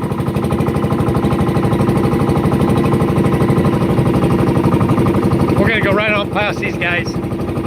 That's the advantage of having more net, guys, is because you're going to catch and cover more area and possibly catch more fish. You know, we're going to continue on until we get all these 15 dropped out of here. And we got a long ways to go still. It's like he only dropped like 3 sections or 4 sections of net and stopped. All the other boats are still moving, dropping net. Just got to watch out on this guy. He just dropped a little bit right in front of everybody. I'll tell you what, guys, I've been out here. Thunder, lightning, 6-foot waves, pitch black. Finished our fishing, had to head back. You talk about freezing my butt off. I didn't have any rain gear, nothing to keep me warm. After you get soaked out here at night and the wind's blowing really hard, holy moly, it gets freezing cold. Your teeth chatter like there's no tomorrow. You got to climb back there and hunker down with the engines. No, what I end up doing is I end up climbing down the hole right here with the fish. I climb down inside here so I can stay warm. I'll tell you what, I was freezing my butt out that night. Where's you going? Done, huh? Oh well. We're not even close to being done yet. Still got about 6 sections left. That's good. We're dropping right along the coral line here. And we're not close to anybody. That's good when you're this far away. Very good. They all dropped their nets. They scared the fish out of there. Guess where the fish are coming? Right into our net. They're coming in to feed off the corals where we're at. Good, good. I'm hoping we have a very good catch tonight.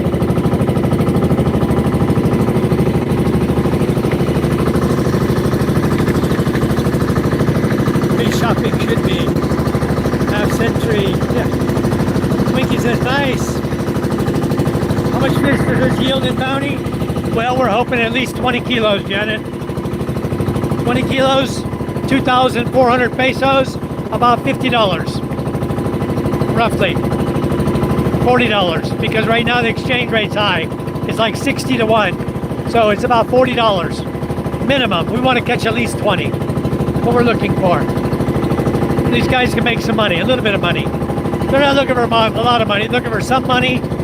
Pay for the diesel, pay for the crew to work, and some fish for foods. That's what we're mainly after. You have an ex-wife for bait, huh? Well, we're throwing right on down there. I'm sure she wouldn't last long. Angel, we got San Miguel apple. One for each of us, that's it. And we got a pack of graham crackers for snack. That's our snack and that's our drink for the fish, the net soaking. It's gonna soak for about an hour. So the sun's completely down, completely dark, and then we will pick a time, about 7, we'll start pulling net. It's close to 7.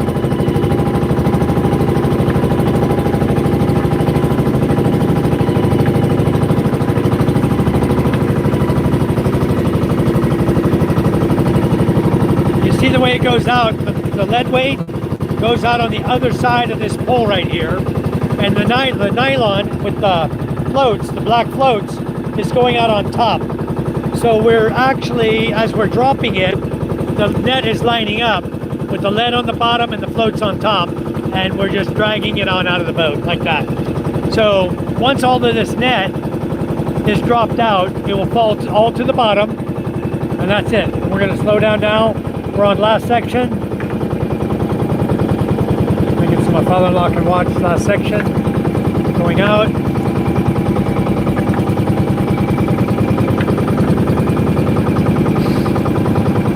There's a 12 kilo lead weight you saw him pick up there. Right there. That lead weight weighs 12 kilos. Okay, here he goes. Last of the net going out. Lead weight going out. The blue rope goes with it. First thing we pull up, and that rope's going to go out until that lead weight hits bottom. And we're about 20 meters deep here. The water's about 20 meters deep, which is about 60 feet, guys. For those of you who don't know meters for conversion, it's about 60 feet deep. We're going to pay it out, and he's going to flip it to the other side. Here, and he's going to put it right around the boat. Up.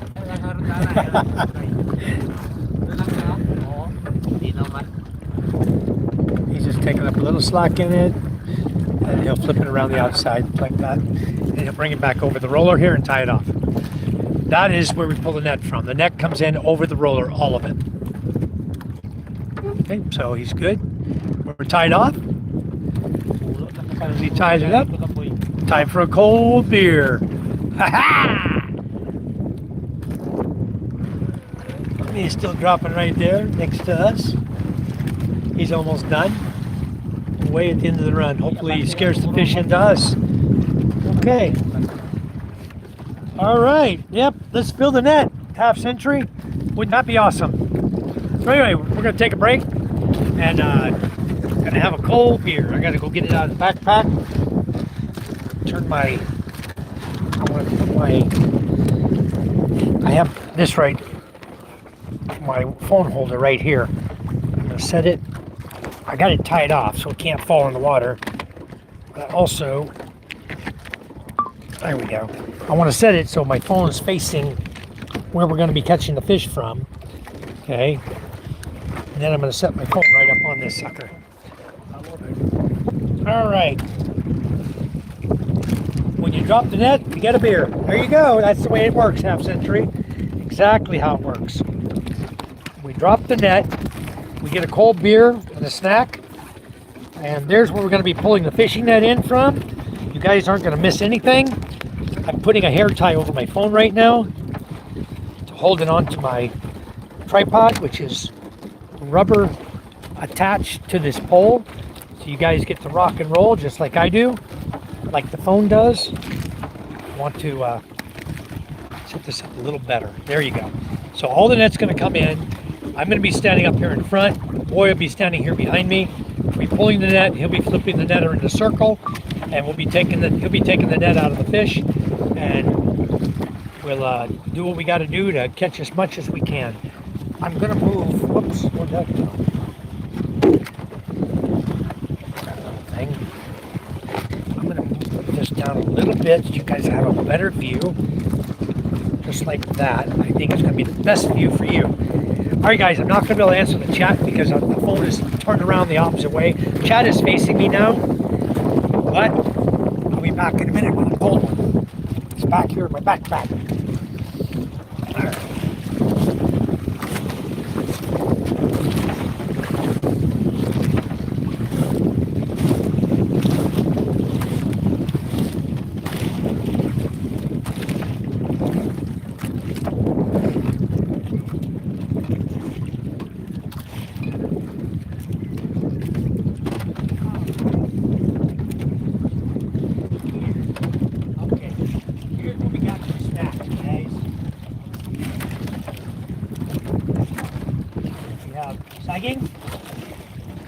Banana, here.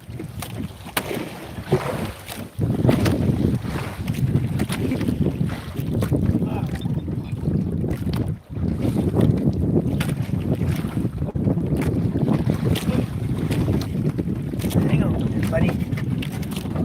Okay.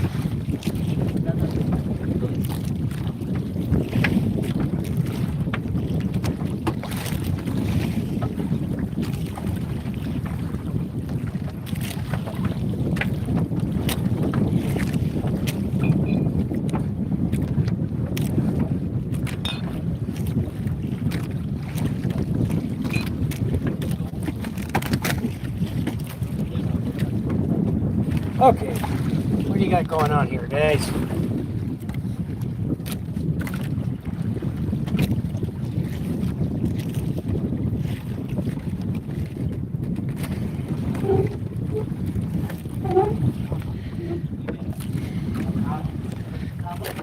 Okay, boy. No? You don't drink? Oh. I may end up with 3 for myself.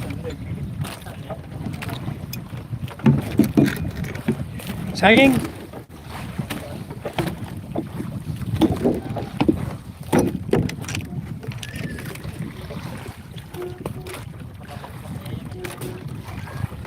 All right, cheers, guys.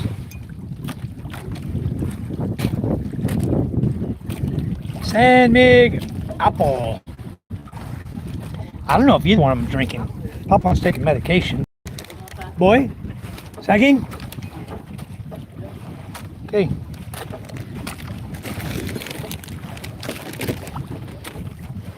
Get done with what they're doing up there. I don't know what they're doing up there. Doing something up there. Messing with the rope. That's the end of the rope there, it looks like. Just straighten it out, putting the rope in the hole like it's supposed to be. Hadn't been taken out in a while. Papa? Cold one? Here's another one to open with. I have, maybe these are wet. Go ahead. Okay, there we go. We have grams, we have sagging, and we got beer. All right. All right, cheers, guys. Papang and I are gonna have a cold one here. I didn't know if boy didn't like to drink. Not even an apple beer? Huh? Well, they got sagging and graham crackers for snack. Ariel, may kwan. Come and have snack. I can't throw them up there. They'll go in the water. All right. Ano namin kasi kuyo, apple. This is apple. Yeah, this is good. Right there. They're good tasting. This ain't strong. Apple kasi yeah. It's apple. It's not strong. This is like 3%. This is like a nothing beer. And it's like a fruit drink. It's a fruit drink. There you go. Silawit na. Yeah, enjoy. Tamis. How old are you? 28 and you don't drink? Wow. What, only Tandawai? No, this is good. You try it. This is apple beer. It's good. Apple kasi niya, ayaw mo. I follow along, Ronnie, guys. Is good for the heart? It's good for the heart. That's right. And boy, I'll buy. We're the fishing crew today, so I'm gonna stand up front today and pull some nets. We'll let Papang have a break. He's always the one up front pulling nets. But today, I want to try to do the dirty work, the hard work. I'm gonna do it. I'm strong. I think I can do it, no problem. This beer is gonna help me get through it all.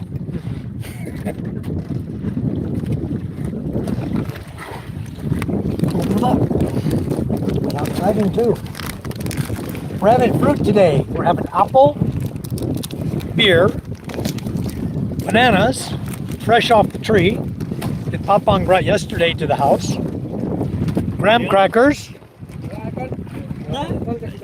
Oh, he's smoking too. All right. All right, we're enjoying the sunset already. Enjoying the waves. Rocking and a rolling and a rocking and a rolling.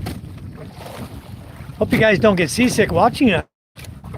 Good evening, Charm. Welcome to the chat. Lone Wolf. The wait is 1 hour approximately. We just dropped our nets. We're sitting here having a cold one, eating some grams. I know half century. I'm gonna do it. I'm gonna do it from now on. I'm gonna start coming fishing every day. Now I'm gonna be right up there pulling nets every day. And then my stomach is gonna go flat. I'm gonna gain muscles. I'm gonna get stronger, and I'll be a lot better for it. This is the life, guys. I'm only 65. I guarantee you, I'm gonna get stronger. I'm gonna lose that tummy on me. Charm will be happy I lose my tummy.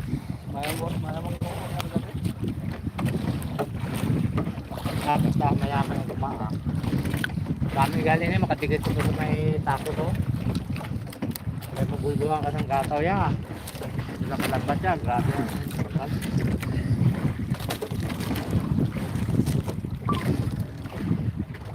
Put these somewhere. Throw them inside my backpack. We'll get them out later. I want to jump up here and sit down instead of sitting out here on the side. Rocking and rolling here. I like these grams. These are good. I made sure I picked up a whole bunch of them for this fuel crisis we're going through, in case we can't go to town. I made sure I was set for what I needed to have, for what we like, our staple foods, our drinks, our fuel. Charm and I prepared well for this little lack of fuel episode, and hopefully they'll get out of there in 3 weeks, and then hopefully within 3 to 4 months everything gets back to normal again. It could take a little longer. It all depends what happens in the next 3 weeks.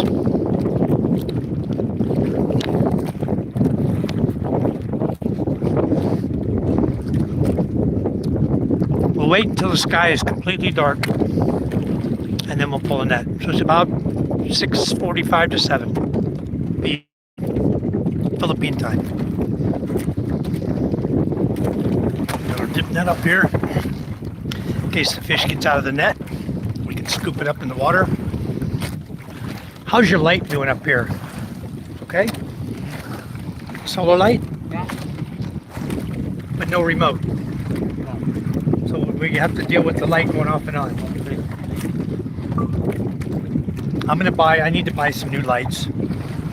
I think what I want to do is I'm going to get inside and wire the light direct so that as soon as the light comes on at dark, it's at full brightness. Stays full brightness. No more going dim, brighting, going dim, brighting. I don't want that heat. I'm going to see if I can bypass Well, the that. battery is now good. Only 2 hours. Really? No bad. Wow. And that's the cheap ones from China though. I'm trying to get the old style I had before. I'm trying to buy those. But I think in order to buy them, the cost right now is astronomical because all the freight shipping costs went up. Everything from China, sky high now.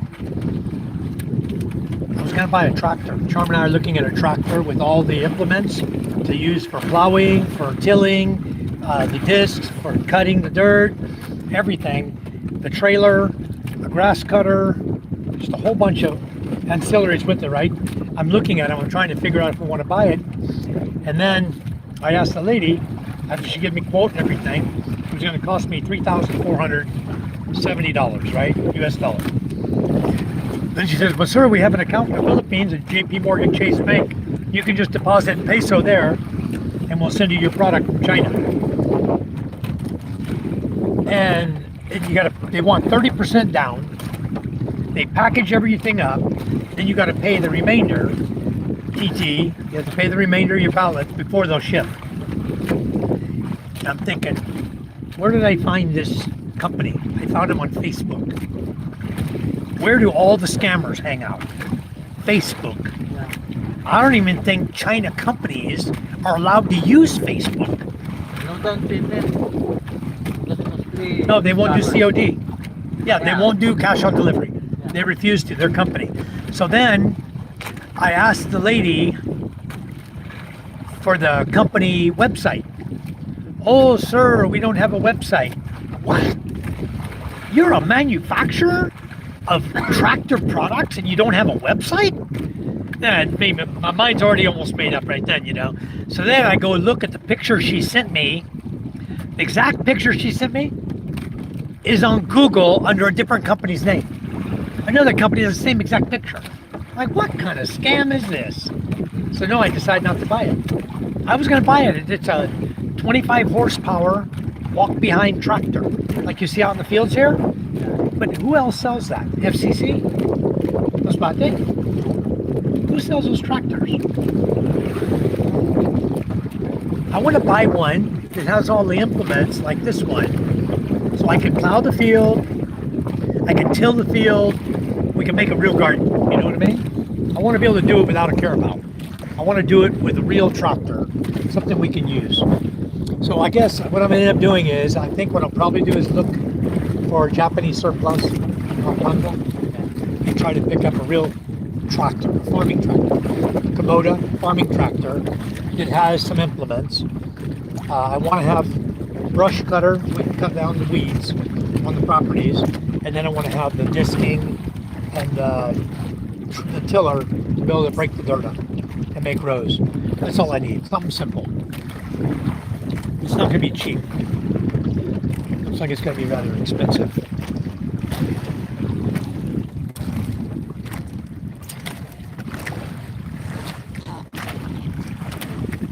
That's right, PK.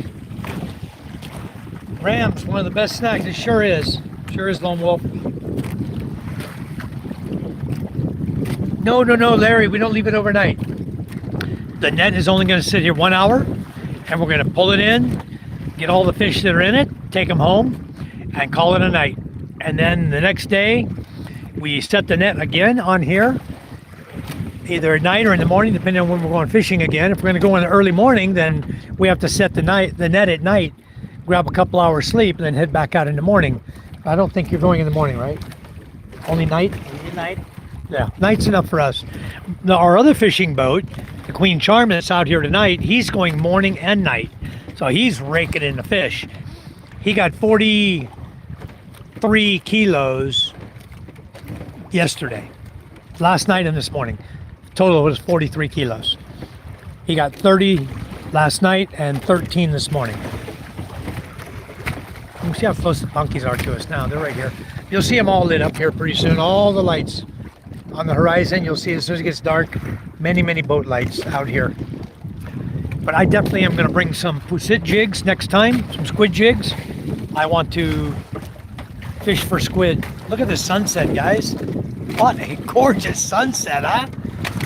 It's too bad it's hazy. I think that's Venus up there I'm looking at in the sky. Right up over where the sun's set. Big bright star in the sky. I think that's the planet Venus. I got another one right up here above me, little star. Beautiful, beautiful blue sky tonight.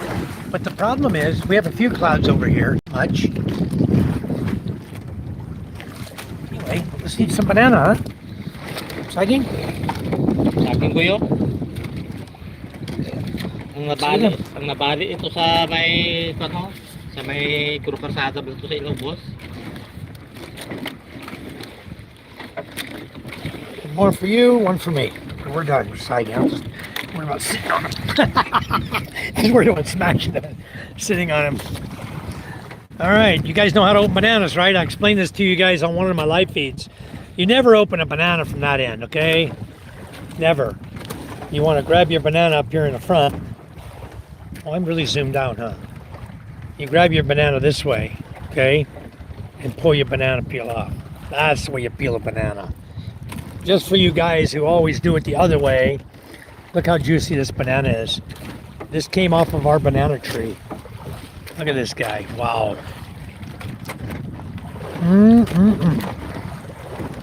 Wow, so sweet. Biodegradable. Let the fish have a banana. Boy, what a beautiful sunset, huh? Absolutely gorgeous. I need to take this picture right here. I need a screenshot, don't I? I got a screenshot. I'll cut it out and I'll stick that on my live feed. Wow. No, Patrick, we're not so far out. I'd say we are maybe 6 miles, 6 kilometers from land. We're not that far out from land. Land's right there. There's the land right there. We're not so far out. A lot of boats in between here. I see their lights flashing too. Inside there, but there's also a bunch of crab pots that have lights on them too. That's Masbate Island right there. You're looking at it. Masbate Island. We're not so far away, guys. We're not that far out. Not tonight. Tonight we're close to what we call inside. This is Hangan inside, and we have Hangan outside. This is probably the best fishing grounds in the Asid Sea at this time of year.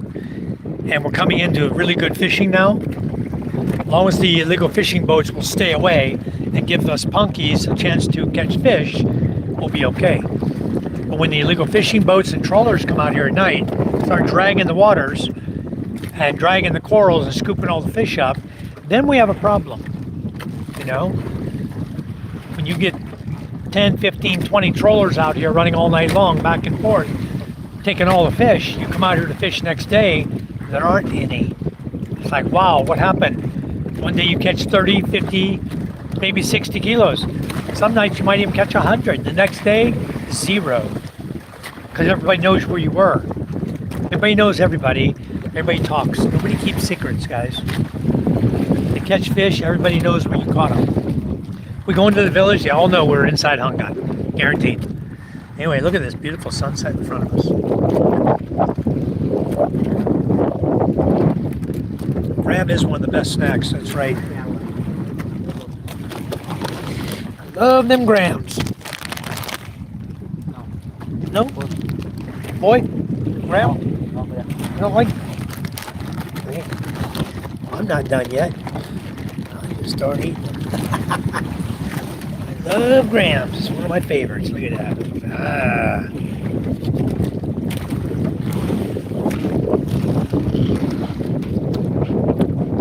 Yeah, I believe that's Venus right there in front of us.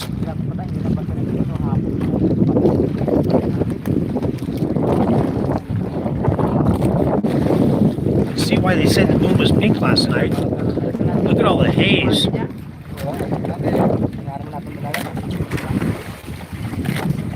Okay, TM. Can't forget the beer, that's right. Patrick, the time is 6:25. We've got about 30 minutes to go before we can start pulling nets. Fishing and beer do go hand in hand, that's right. And usually when I come out, I try to bring only one beer per person. We have our snack, we have an hour wait, so we have a snack, we have a beer. Enjoy life.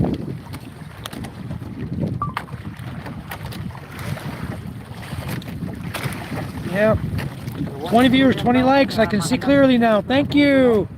Thank you, God's country. Hello. Lone Wolf, I try to go live every day. It's either going to be a fishing trip, it's going to be daily activities, everything we do. I like to do a live at least one time a day. And if I'm not going live, I'm posting a video up of something that we did.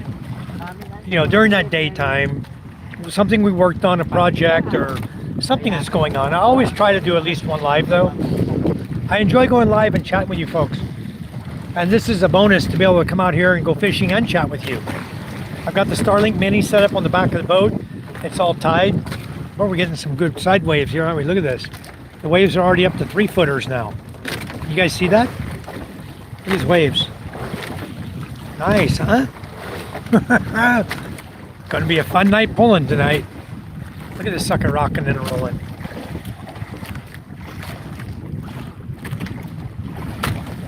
Good morning, Michael and Charm. Thank you, God's country. Ike, I have so many pusit jigs. I'll bring them with me when I go visit. Okay. Be careful. Beautiful sky. Yes, it is. Amazing view. I can't wait to see for myself. Will you come on over here? Come on and see it. This is one of the best times of the year, folks, right now. The beginning of summer. The fishing is good. The sunsets are gorgeous. The blue skies. I mean, look at this. The sky is so beautiful. Over here are some clouds behind me. Just a few puffy clouds. We don't have any chemtrails over here. You know, we just have pure, like God created, okay? Not disgustingly disturbed by man.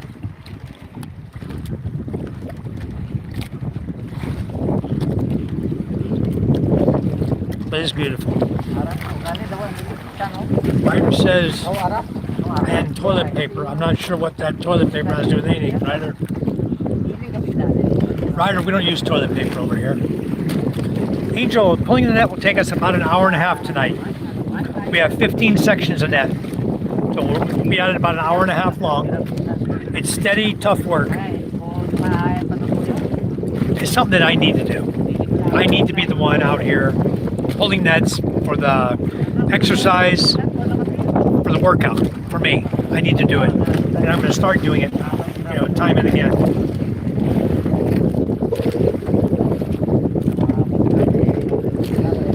It's calling me. I'll finish watching later. Good luck. Stay safe. See you on the next live. Thank you, Lone Wolf. Thank you so much for coming in. Thank you. Thank you.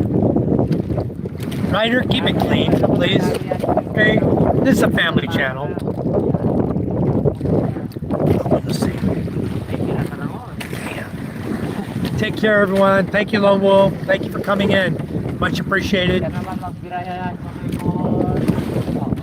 I don't know what's possessing you tonight, Ryder, to say dirty stuff, but please stop it.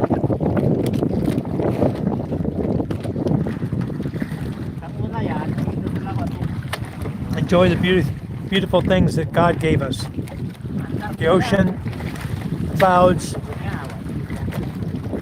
sky, sunsets, beauty.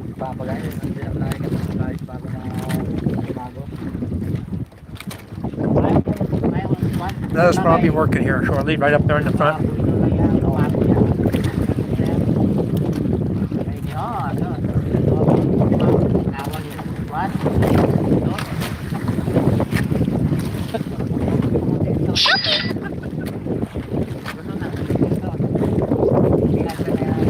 see our light. My goodness, it's that direction, and it's over a mile, almost a mile away. I saw the red light flashing. I see whites and greens and everything. I see only one red over there flashing. That's probably the one we dropped.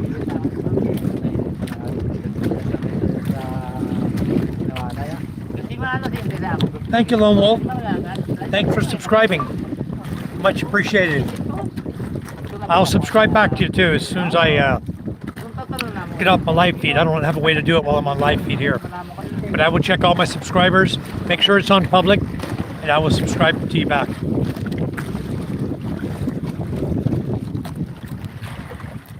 Another punky right there. Got his light on already.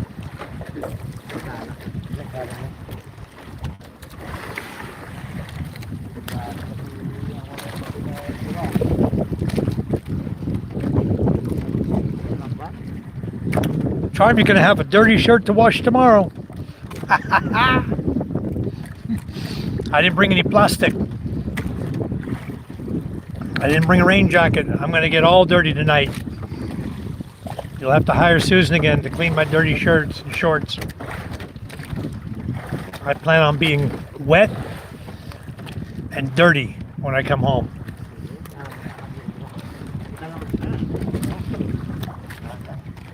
Just in time to enjoy that nice hot shower. What are you doing? Huh? You cannot. Mama said no. Huh?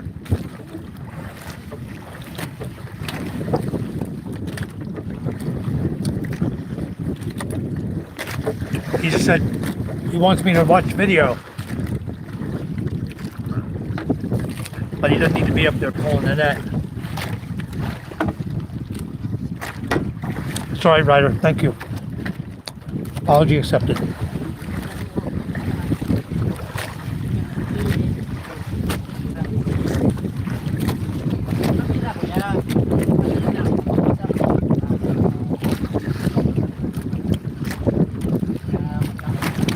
Wait, I'll get over here. I can see him pulling that.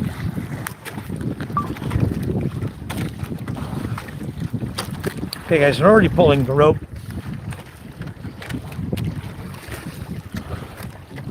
The other light in the front's not working.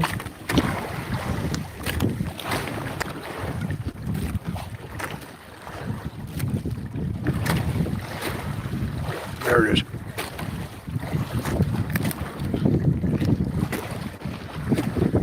I haven't finished my beer yet. I'm pulling early.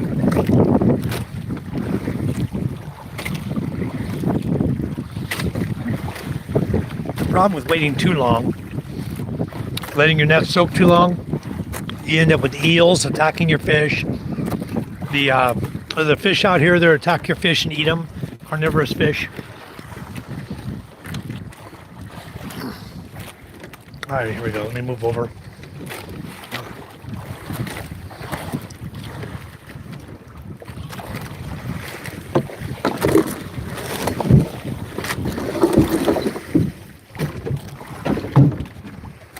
Okay, weights in the boat. 12 kilos in.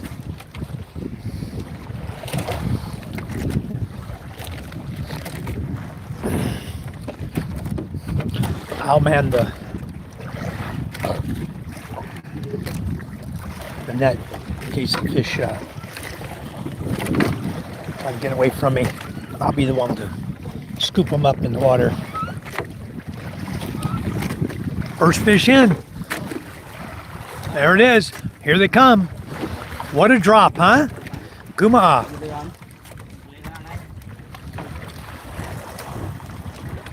Already coming in the net, guys. Huh? I hope this is a sign of things to come, huh? Small, but they're there. They're there. That's the key.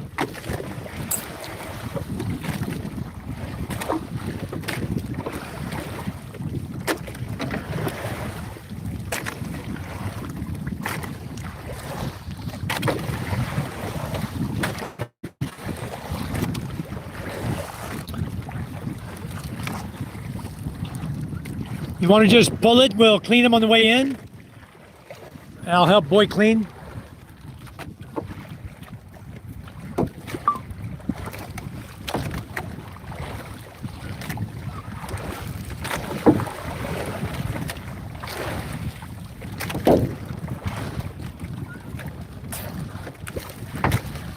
Oh, right at the beginning of the net and then nothing.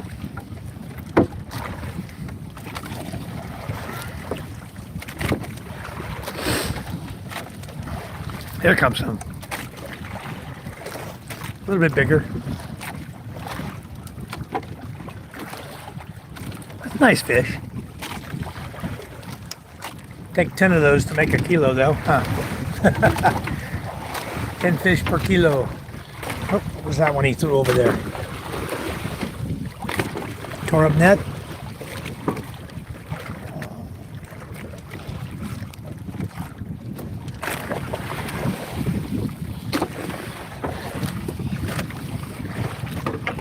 These are nice. That's some nice fish there. Not too small. Get some nice guma there.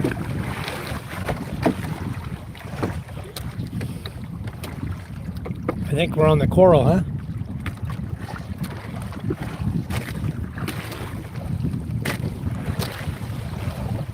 Nice fish.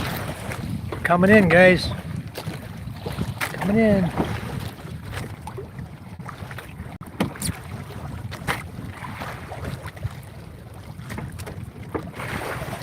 I think maybe we just stock them and Boy and I can clean them on the way in. What do you think, Papang?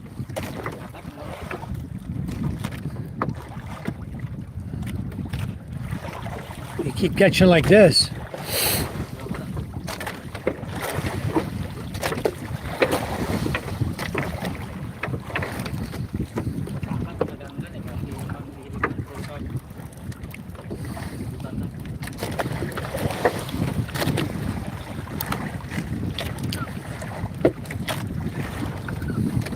Fish are still coming.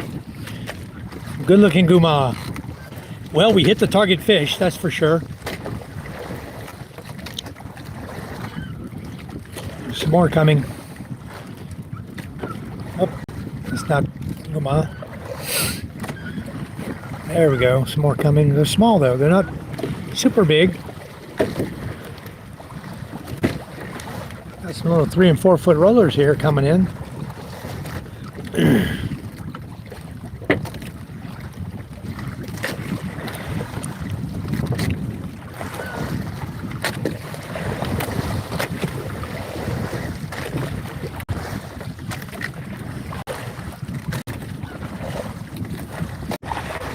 Okay, lost my Wi-Fi there for a minute, guys. We're back. Okay. I don't know what happened, why I lost signal there. If I lose it again, I gotta watch it.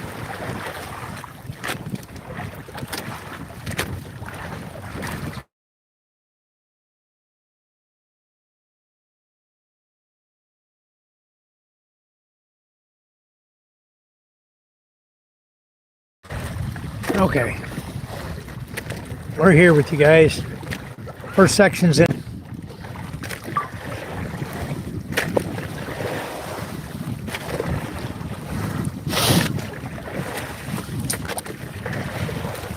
Well,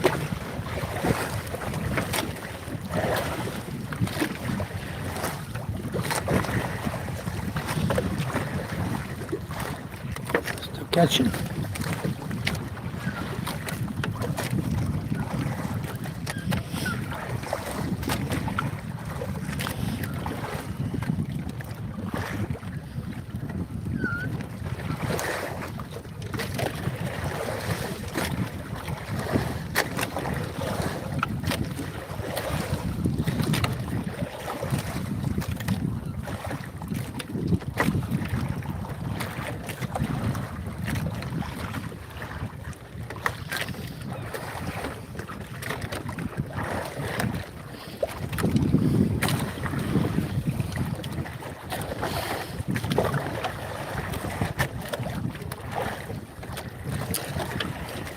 Not too good.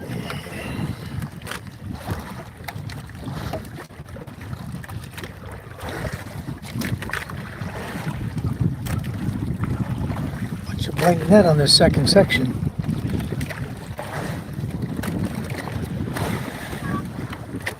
Keeps going this way, we won't be out here an hour and a half. We'll be done in an hour.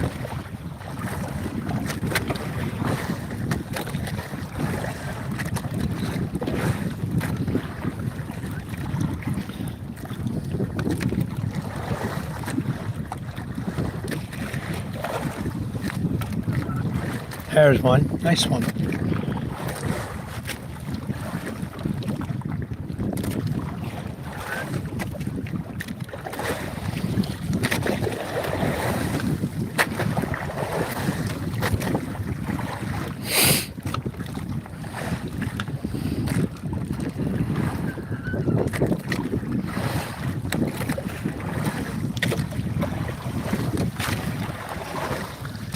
You guys enjoying the fishing? Everybody? So you're getting to watch how we pull fish nets. I was going to be up there, but I'm not able to.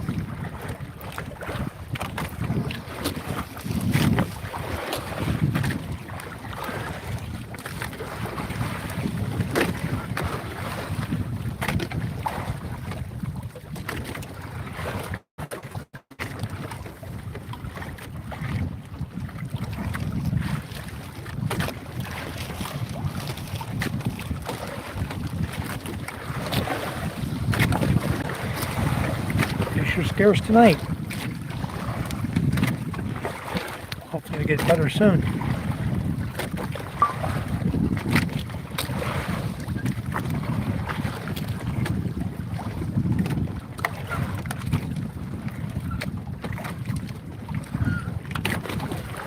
Looks like we got a few stragglers. Not the main school. Now,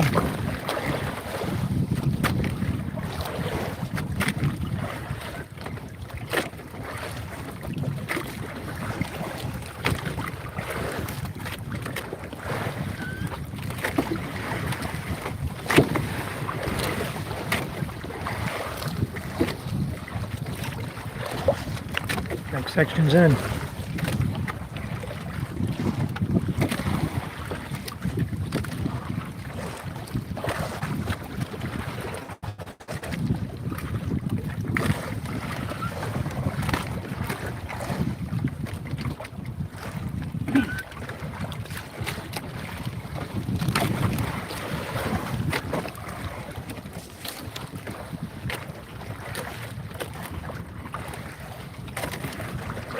This is how we fish in the Philippines, guys. We fish the bottom 2 meters of water. And sometimes we don't have great catches, sometimes we have good catches.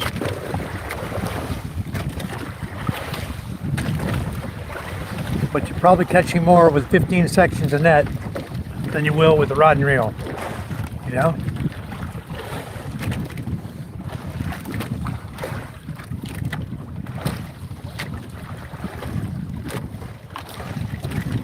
Some net sections where the schools are hitting, wow. You just be pulling, they'll be like stacked up the fish on the net.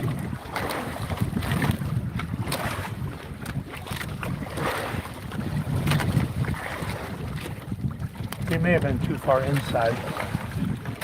All the other boats are out there. All of them on the outside of us.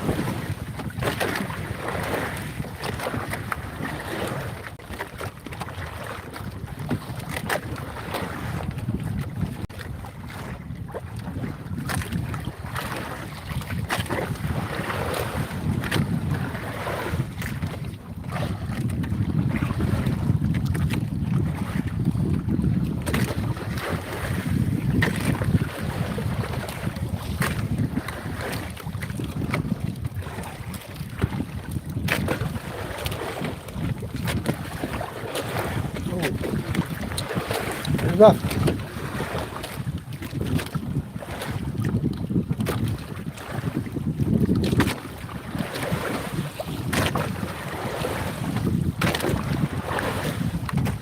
Damn. Whole section with no fish. Yeah, fish, fish, fishy. Come on. You don't want to see these when you're trying to catch 20 kilos. You don't want to see empty nets. Boy.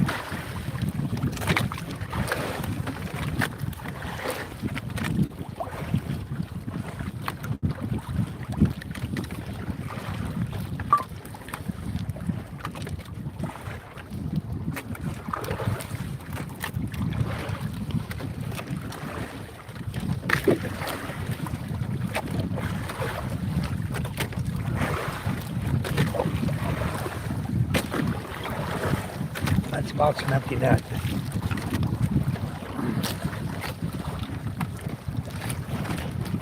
Hello, Charm. Not doing too good, Charm. Papang insisted on getting up there.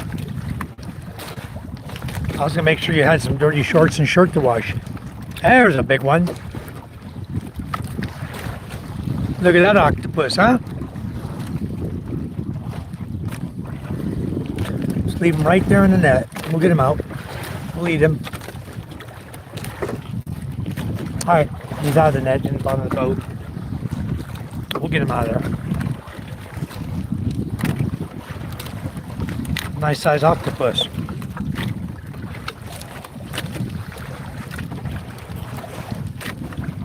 You really never know what you're going to catch in your net. Here, we've caught shells before, like clams, crab, shrimp, lobster, seahorse. No, we've caught all kinds of stuff in nets. Okay, next section. Whoop.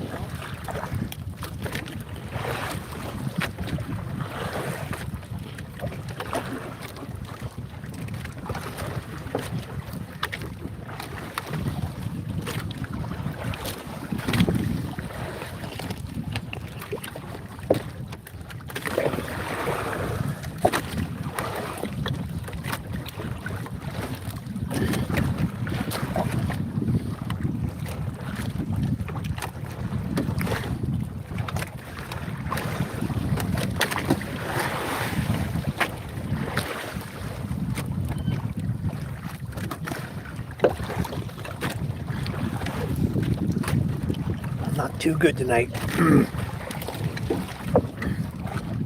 See how the light changes.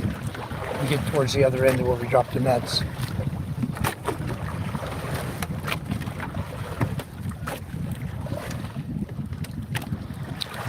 Yep, PK octopus is excellent.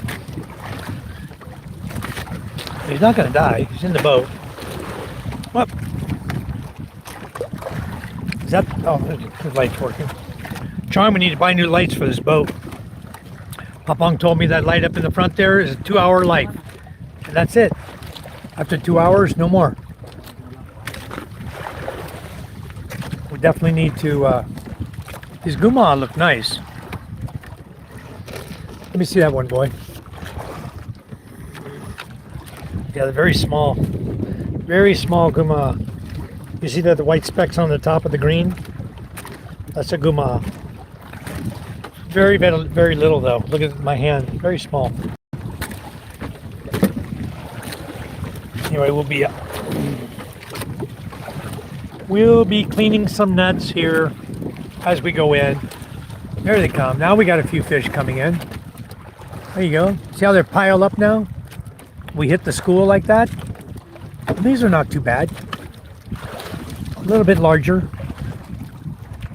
We're just hitting small pools of them. We're not hitting big, like usually.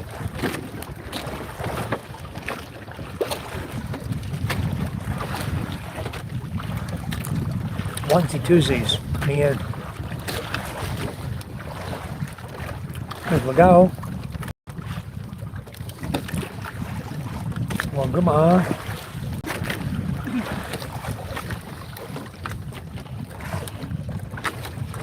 There we go. A few more.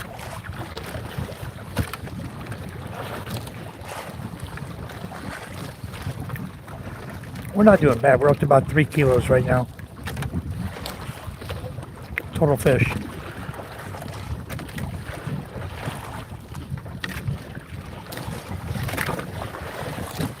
I'm coming in now, huh? Look at these nets.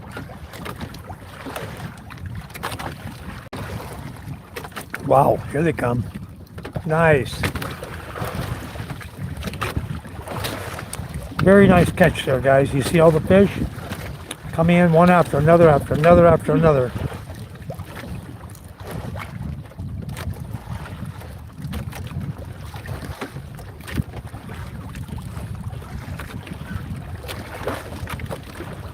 Wow. Very nice. Patrick, how are we going to get the octopus or the fish? We'll get them when we get all the net. The octopus, he dropped right down in front under the board. But fish out of the net, we'll get those as we go in. We're going to be taking those out of the net one by one until we get home. And we'll be putting them in this tub right down here. A lot of fish. Boy and I got our work cut out for us, huh?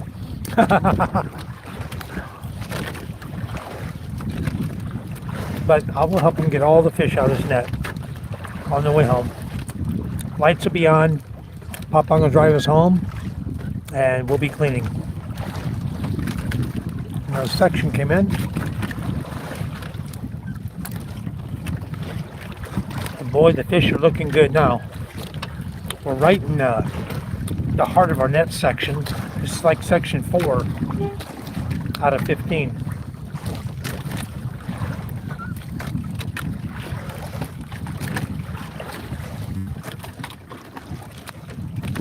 Very nice. Lots of fish, guys.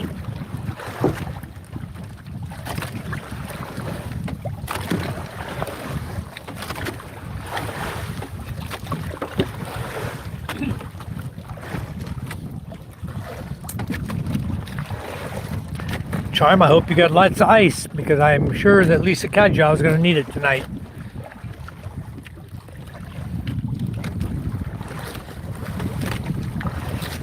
Unless you want us to go into Kenyan and Dutai and sell them. Or take them home and dry them, whatever you want. Up to you guys what you want to do with all the fish. Probably get a lot more money by drying them. That's a lot more work.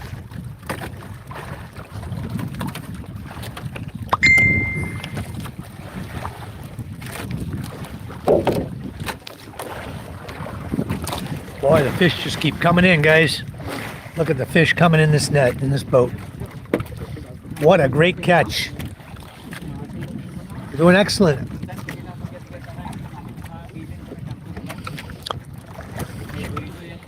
We're going to end up with a 20 to 30 kilo night the way we're going. Look at them all. Good catch, boy. Lots of fish. Lots of fish means good money.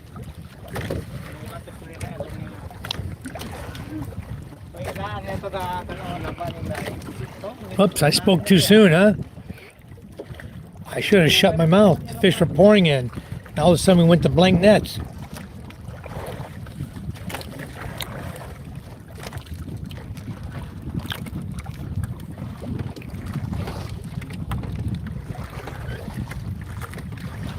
Damn it. There they come again. Now they're coming.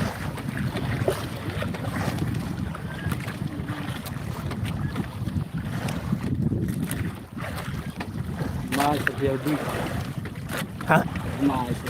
Yeah. These are big now.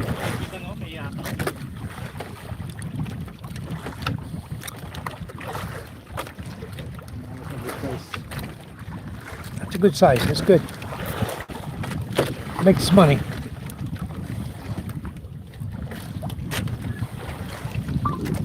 What'd she call them? Baby Guma before?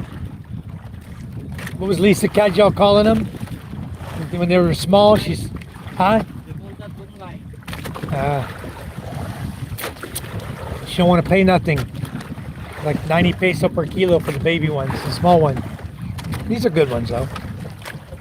When she starts getting picky like that, maybe it's time to make a Carlos run. In the MJ boat, we just go straight to Carlos. Load up the tubs and take off. Carlos is... Or the MJ is good, right, boy? Fast boat? No good. No good? Yeah. Why? In the back. Back engine, no good? No good. Well then, let's change it, put a new one in. We'll buy a new engine for it.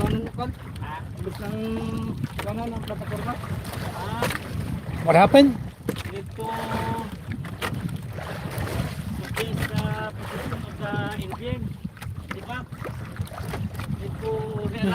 No compression? Realign? Ah.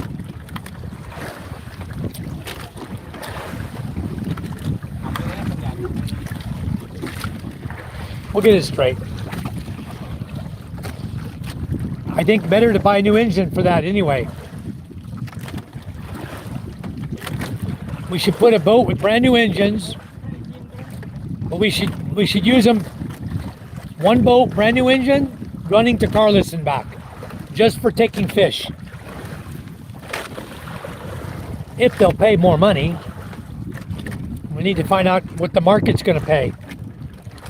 Is Uncle buying fish again or no? Uncle Toto. He's buying, but He's very low. No. See this one was chewed on. It's soaked too long. Something chewed on the fish. Maybe a eel or a crab or blowfish.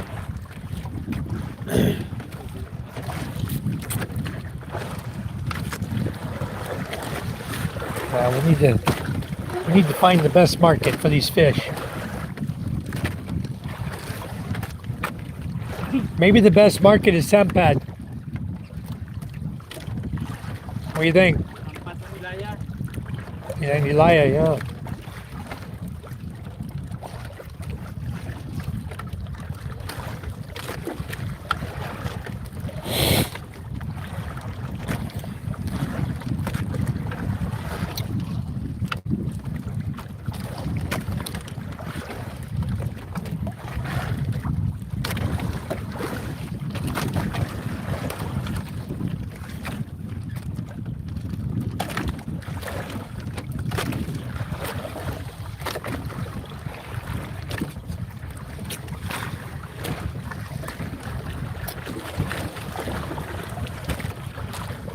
Lots of fish tonight. Still coming.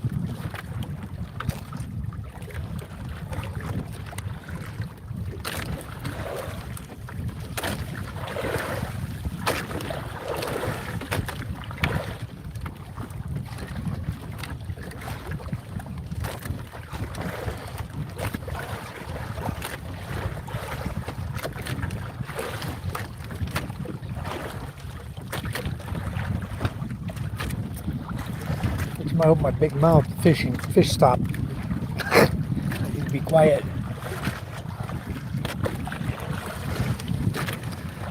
Alright. Ginger Loops, hello, Yucky Yucky, how are you? Welcome to our chat.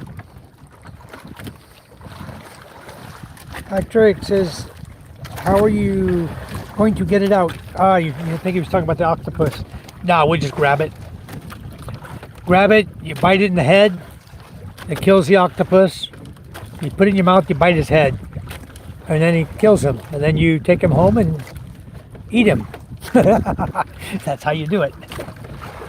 That's how you do it. You bite him right in the head.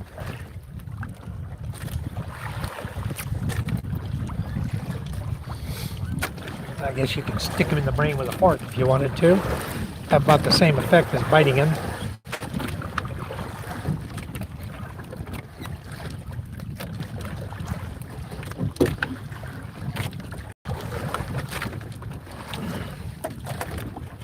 You guys can see I'm about half hanging off the boat. In order to get a good shot here, I have to get out here off the side. But you have to be careful with these boats. Make sure you counterbalance yourself properly. You have Papang and Boy on that side of the boat. I'm on this side. It's okay to make video. But you don't want to have all three on one side. Then the boat wants to go whoop, and try to lift up in the air on you. We had that happen to us on a very old Queen Charm boat years ago, probably about 12 years ago. There's another section coming, and here come a fish with it. Carajo! Nice big carajo. Pretty one. Carajo makes great fish balls, guys. If you didn't know, take the meat from it, cut it up, make fish balls out of it. With flour and salt and pepper. Very, very good. Fish balls.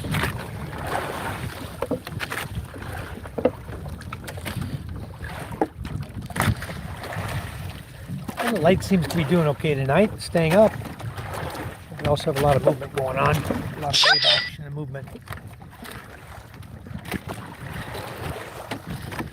How many sections left? Angel loops, I'm guessing about 9, 8 or 9 left. I think we're like section 6 now. We have about 9 left. We had 15 out total. Not Jethro Tull, like Cajun cooking. Yep. I made Yaki Yak a moderator. Waiting on Yaki Yak to say something else. Said hi.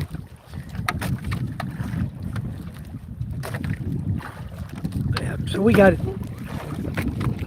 some deadness going on right now in the nets, but hopefully it'll pick up again. I would say we're probably right around 10 kilos now. It's about 10 fish to a kilo, 10 to 12 of these guma to a kilo. So if you counted all the fish we brought in, which I didn't, I think we're around 10 kilos right now. That's about where we're at. But that's a nice catch still. That's 1,200 pesos. Any way you look at it, if you have a fishing boat, you're never going to starve.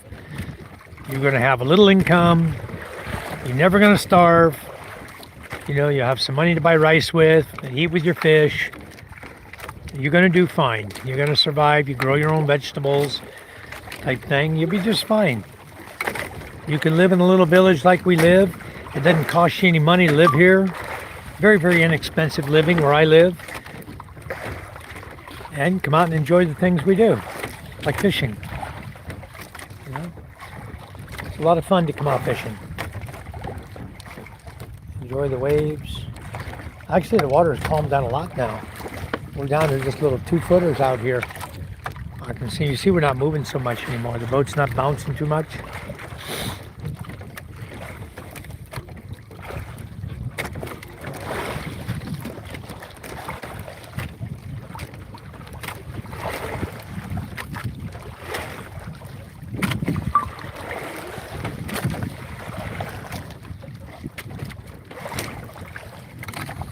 A lot of work on Papang up there, but he's used to it. I wanted to be up there today.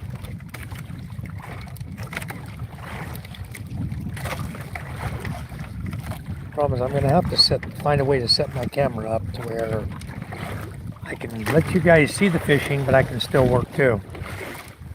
And right now I can't do it out here because where am I going to set it? On the water? That's not good. Got to figure this out.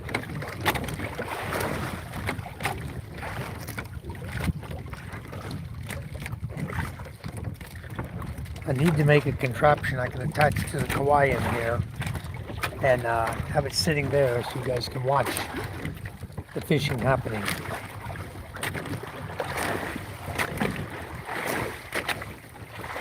I don't want him to wear himself out.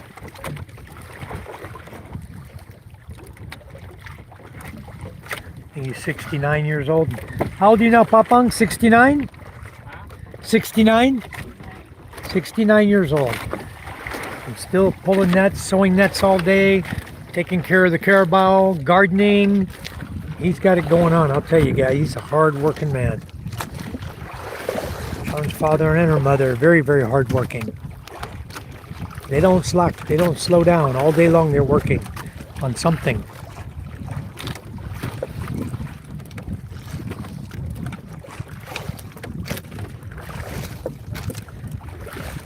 You guys can marry into a family like I married into. A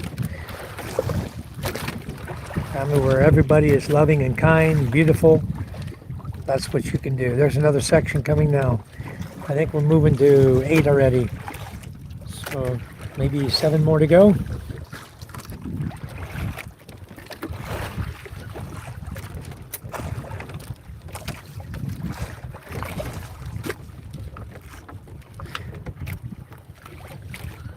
Used to have a colored rope on one of our nets. I could always tell where we were at.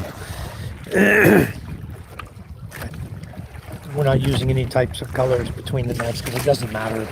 You pull until you're done. You don't stop. You just keep going.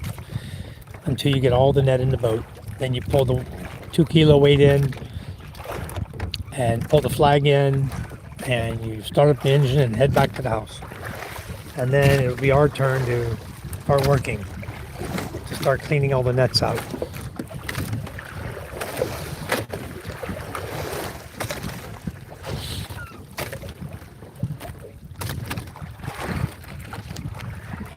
I think my brother-in-law Den is going to start going fishing with us.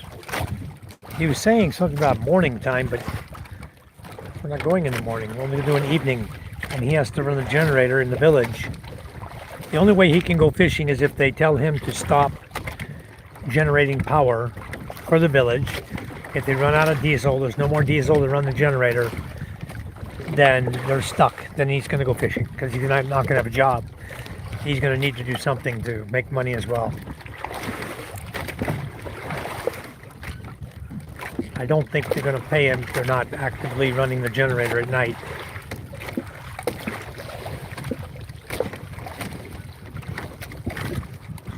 Come on, fishy, fishy, fishy. Come on.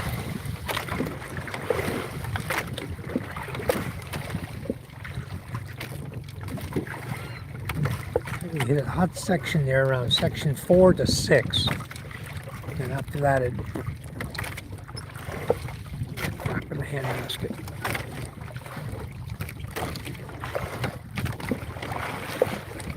So basically, if you can picture the net laying on the bottom, it's standing up 2 meters high off the bottom, 6 feet. And then you have to pull that up 20 meters, 60 feet, to get it back up to the boat. So basically the net folds over on itself, as you can see. It folds over on itself as you're pulling it. So all the fish that are in the net get trapped inside the net. Or in some cases they'll be on the outside, but they're caught in the net already because they went in through the hole and got caught in the, around their head and their gills. So most of the fish we pull up are already dead. You can't just turn them loose and they're going to go live again, So you have to take them home, regardless of what size they are or whatever. Whatever gets caught in the net, you have to remove. And everything gets eaten, guys. Don't think about that. Don't think it's just a waste, because everything we catch, we eat. Except for the blowfish, of course. The ones that eat the guma and the mackerel and stuff. They chew them up. We don't eat those. We put them on the side and let them die. So they're out of the ocean. And we don't eat seahorses. You don't catch too much seahorse. I guess I have about 6 or 7 pieces over all the years that we've been here that people have given to me, or we have caught in the net, brown net usually.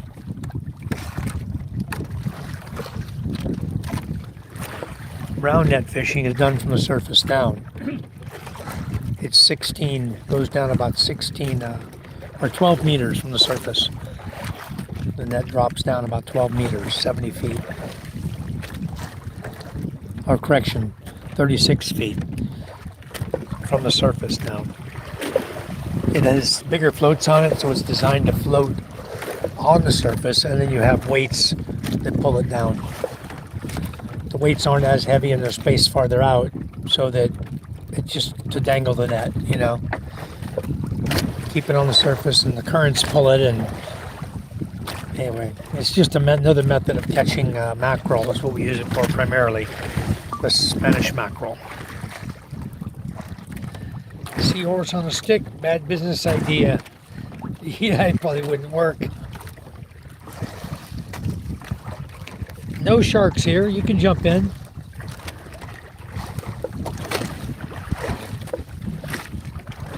Jump in there, thriving. Good family values, exactly, Michael. Oh, the Mini on top. I've got the Mini's just fine. It's the phone. Where do you mount the phone? Up here, where am I going to put it? That it's going to let you see the view that I can show you from just holding it and moving it around. That's the tough part. But it needs to basically be out here. You're not going to see him catch any fish. And then when we go to clean, I'm going to take my tripod, put it up in the front there, so it'll be facing this way, and you'll be able to watch us cleaning the net out. That's what I'm going to do as soon as we get all the net in. Just move my tripod and my phone up there, and I'll tie it in with rubber to hold it still, and then We'll be driving back to the house while we're emptying the net. It's just difficult to, it really is difficult to make video on these fishing boats, the way they're set up. It's very hard. Yeah, long netting is hard work. The water's about 20 meters deep, about 60 feet deep.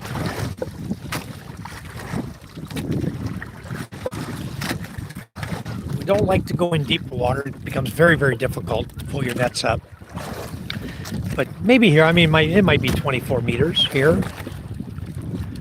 Or a little deeper. I could ask my father-in-law exactly how deep it is.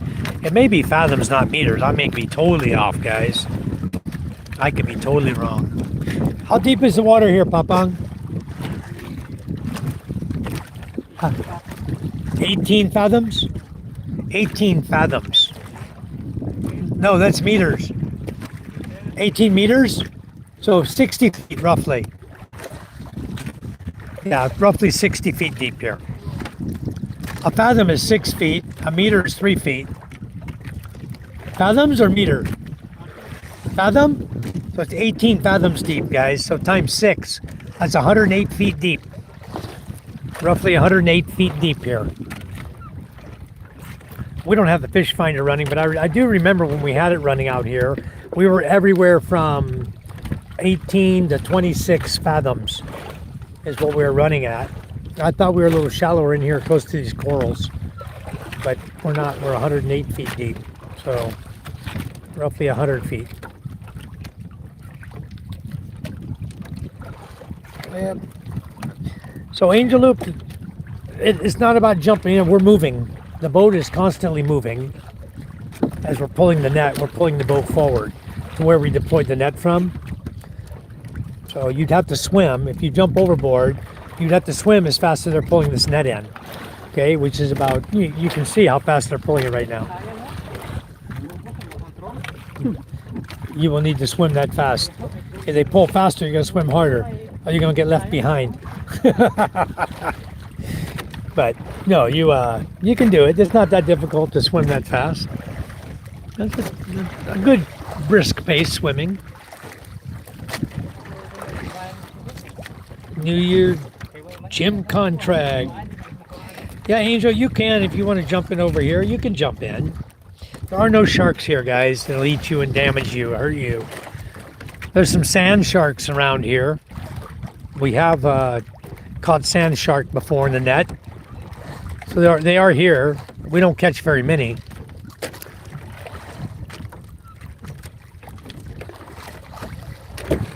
We've fished for blacktip reef shark before on a reef out in the middle out there, halfway between where we live and Gigante Island. About an hour out. There's a reef out there that the guys took me to, and they were fishing for blacktip reef sharks. We caught 4 of them. Brought them back. Talk about some good eating. Cooked up with some coconut milk. Wow. Fresh coconut milk out of the coconut. Delicious. Typical American watching foreigners work. Lazy ass. Yep, Diddy Bobby. Just a lazy ass foreigner, huh? Right. You don't know the half of it, buddy. But you're always good for a comment, I'm sure. You go in everybody's chat. American lazy ass. Yep. Wouldn't that be, huh? Yep. No, I offered. I was going to be up there pulling the net. My father-in-law said no. He jumped up there and told me no. He's the boat captain, not me. Otherwise, I was going to be right there where he's at, getting wet and mucky. Fully willing to go do it anytime. Probably unlike you. And depending on where you're from, you're probably one of those lazy-ass guys sitting in a freaking armchair who always got to comment about everything anybody's doing or says. Isn't that right? Diddy Bobby? Diddy Bobby? Where are you from, Diddy Bobby? Australia or England? Canada. You got to be from somewhere. You're not from the U.S. or you wouldn't be calling me a lazy-ass American. You have no clue. Fish are coming, guys. Getting more fish now. Don't you worry, Diddy Bobby. My work is coming. I'm going to be cleaning all the fish out of the net, okay? I will do my portion of work. Don't you worry. I'm not paid employee, all right? I don't get paid. I own the boat. These guys get paid. I don't get paid nothing. But I'm still going to do my share of work on the way back. Yeah, better internet to back in the island. You don't have any interference here, PT. All right, Patrick, enjoy your jet ski ride. Dr. Red Taco. Oh, no. It is a good workout. That's why I wanted to be up there. Yeah, 18 fathoms, 108 feet deep. Yep. How many kilos tonight? I'm saying right now, the way they keep pouring in, wow, these are some fatties here. That's some nice fish, huh, boy? That's nice, huh? Hitting the school of big ones here. I would say we're probably 12, 15 kilos right now. It's a lot of fish. We're doing great. We got a nice catch going. We'll know when we get them in the bucket and get them home and weigh them. That's when we know how much we caught. When you see them pouring in like this, 2, 3, 4 fish at a time, they just keep coming and coming. You know you got a good catch going. They keep coming in. Ooh, on the side. Don't you wish you were out here catching fish, huh? Don't think I'm going to stop. I'm going to be out here every night doing this same old thing. There's a big old fatty. Very nice fish. That wasn't a guma. That was a good eating fish there. I was running you 200 per kilo to eat that.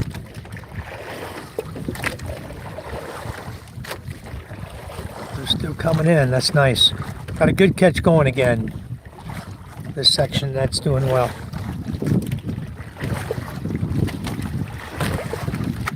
Right now, Angel Loops, it's evening time is the most.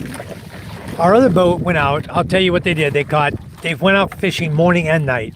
Okay, so morning catch was 13 kilo, and then 30 kilos at night.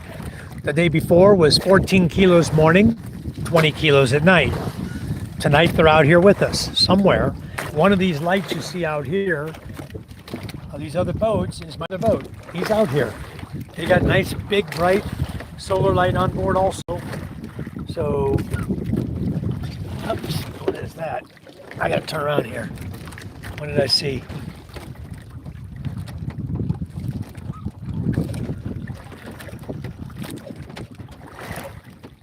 Look at that moon coming up, huh? Wow, look at the moonlight. It's awesome. Gonna be a big old pink moon tonight, I guess. Beautiful moon. Anyway, you see all these other boats out here. One of the boats out here is my other boat. And we'll know tomorrow what they caught because they bring their catch to us. But we still got them pouring in, guys. Look at this. Look at the fish coming in. Oh. Here we are. Get my hand out of the way. The fish are just coming in, guys. We're going to be pushing 20 kilos tonight, the way things are going. These are nice, big, fatty fish.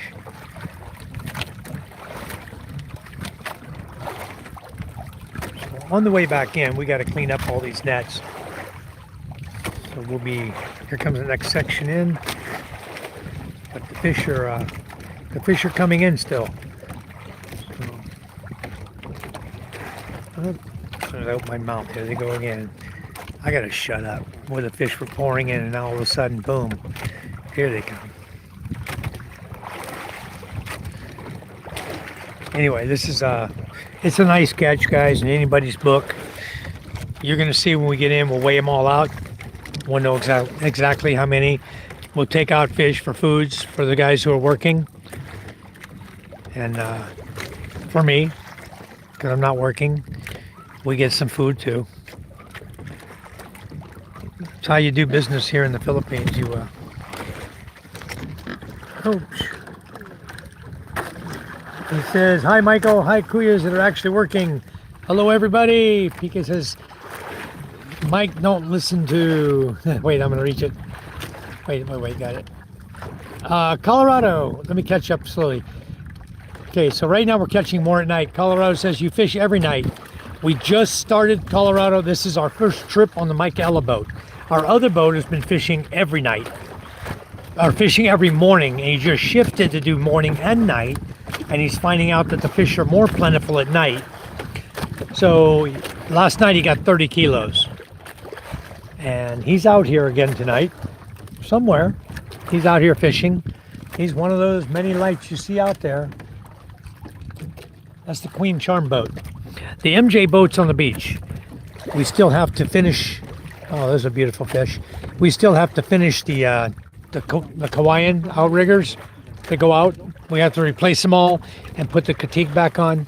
And then we're going to do painting on the boat. And we have to replace, or doing an engine alignment, because Boy said one of the engines is misaligned in the back.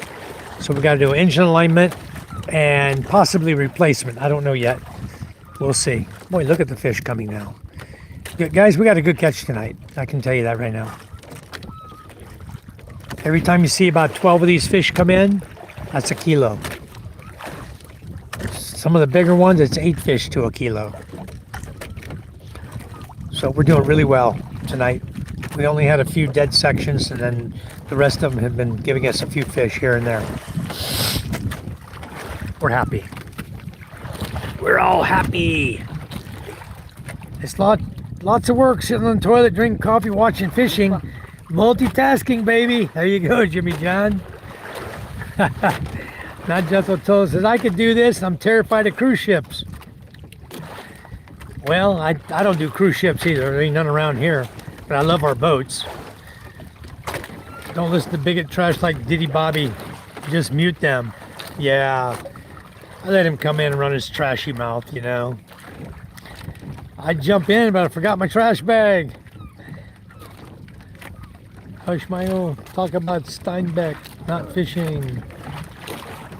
Colorado. Okay, nice. Yeah, Jethro says, we have giant paddlefish here, Michael. Good luck with the trash bag.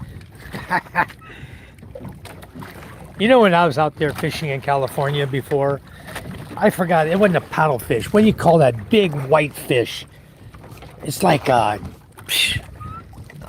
don't know, this sucker's like 5 feet tall, right? And about 8 feet long, but really deep body. Really deep body. I forgot what it's called now.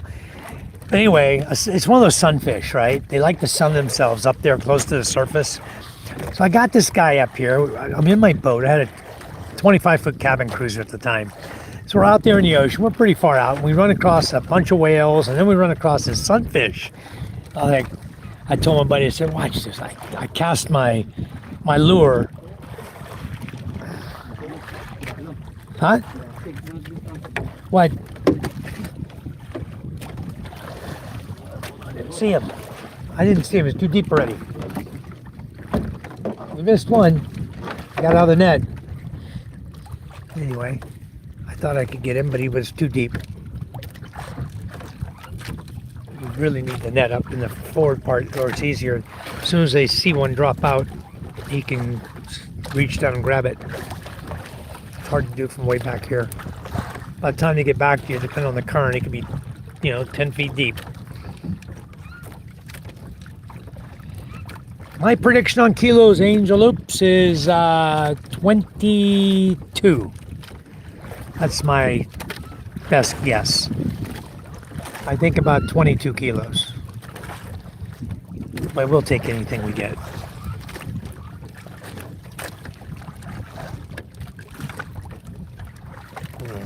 Hold on, guys.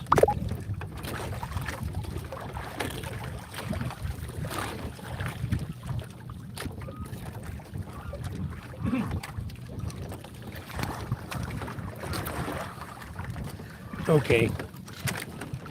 So, from what I understand, one of the guys sent me a message, says Iran has guaranteed safe passage for Filipino ships transiting the Strait of Hormuz. Here come a fish. You can see him down the net there. There's a big old fatties. Look at these guys. These are nice. 8 of these guys, you got a kilo. As long as they keep coming like this, some good catching. So I don't know how many oiler ships the Philippines is running over there in the Strait of Hormuz. I have no idea. They were running their own ships. So I don't have a clue what's going on with that. But if they're guaranteed safe passage, well, more power to them. They sure as hell ain't got no fuel over here. Maybe that'll turn it around for us, and we won't have a fuel crisis, will we? Like we have right now. Here come the fish again. Beautiful.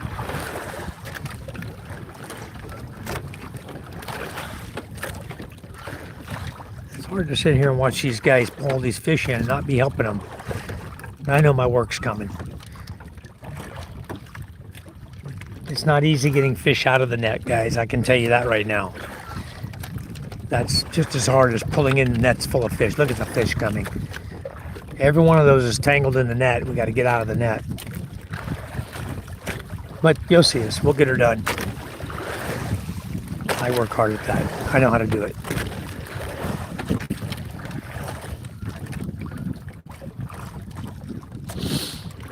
It's hard to do with gloves on. Some guys like to wear gloves, but it's hard to get fish out of the net with gloves on. You really need your fingers to be able to feel it and squeeze them. More fish coming. Look at this. So nice. Do you think Iran will win this war? Iran? Yeah. No. Iran is devastated. Right now, they got the hell knocked out of them. Because some vlogger said that no more missile or No more missiles? The U.S.? They have missiles. We have many. We're bombing the hell out of them. We haven't really used missiles on them so much. We've used big bombs on them. The U.S. also has very large, multiple head missiles. They haven't used any intercontinental ballistic missiles against Iran. None. They don't want to just go bomb. They don't want to just blow people up. They want the people to have their own country. They're trying their best not to kill civilians.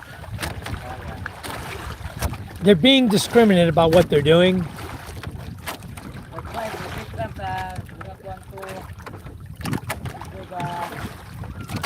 Well, here's their whole objective. The whole objective of this war is to change the leadership, which they're doing, and also to take out their capacity to become world leader in the Middle East. By destroying all the missile factories, drone factories, everything that Iran uses to threaten their neighbors, including Israel, and now all the other countries in the Middle East, Qatar, UAE, Bahrain, Kuwait, everybody that they're shooting missiles at. In order to take away their ability, the U.S. is destroying all the factories. That's their goal. Destroy the factories, make it where they cannot easily produce missiles and drones. It's going to take them years to build all that infrastructure back up. You know? China is observing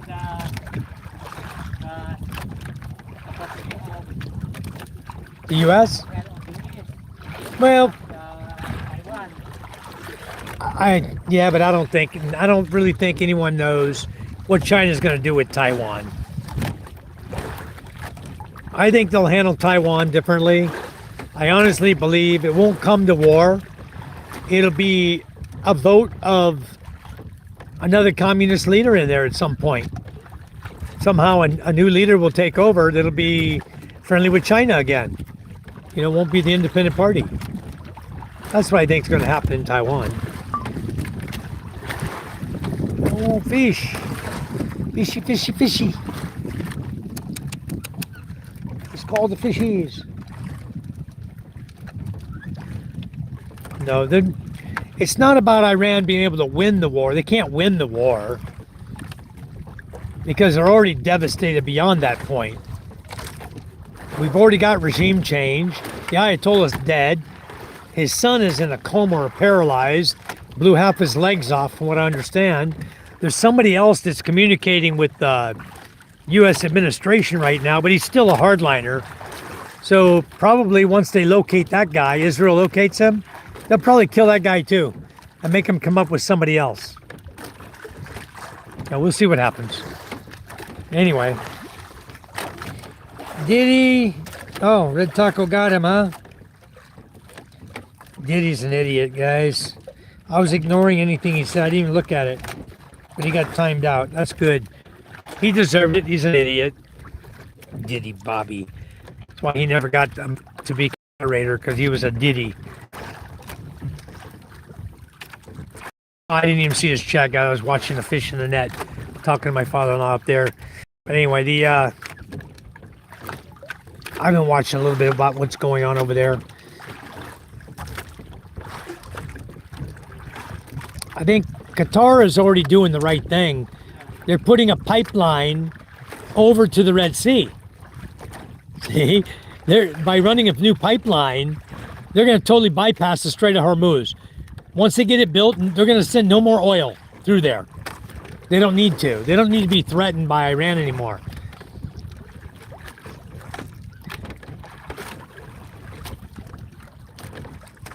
I really don't think the U.S. is going to... I don't think they want to take over the oil. That's not going to sit well with the rest of the world. And if they did, I think Iran would blow up the oil. I think they'd blow the island up. So if the U.S. took control of it, they'd probably get bombs thrown right at them. But anyway, there's a lot going on. We'll see. There's our light out there, guys. See the red light right there, flashing right there? That's the end of our net. We got about one section left. The fish are still coming in though, which is beautiful. So my guess is 22 kilos. What do you think, Papang? How much fish? More than 20, yep. Yeah. My guess is 22 after food, so it's probably 25, 26 kilos total. What we're probably looking at. We're still dragging in some oddball fish up here, and we're almost at the end of the net. We're getting very close. So now what we'll do is we'll be dumping the net down here in this hole where I'm sitting, where the bucket is. We'll move the bucket up front, and then Boy and I will dump the net in here as we clean it. We'll start dumping the end in here and stack it up inside here as we clean the nets out and pile it up right here in the middle. It's not a very big boat, so we're going to be sitting up there in the front and cleaning fish out and putting them in the bucket as we go. Or just dropping them on the board. We'll get them out of our way. We can pick them all up later. But we'll try to get them in the bucket. Hey, there's the end of the flag right there. It's only about 30 meters away. So we don't have that much net left. Almost done.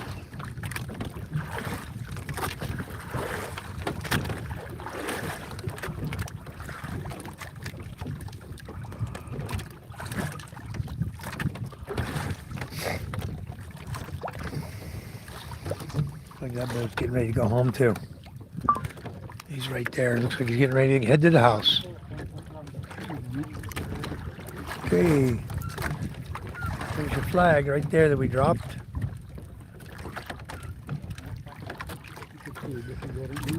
No more.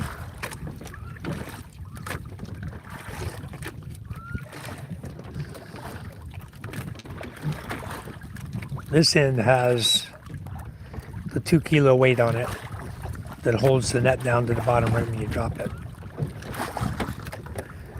Yeah, no crab, no shrimp tonight. But we did catch a boatload of shrimp, a boatload of fish. Huh? That's why no trawler.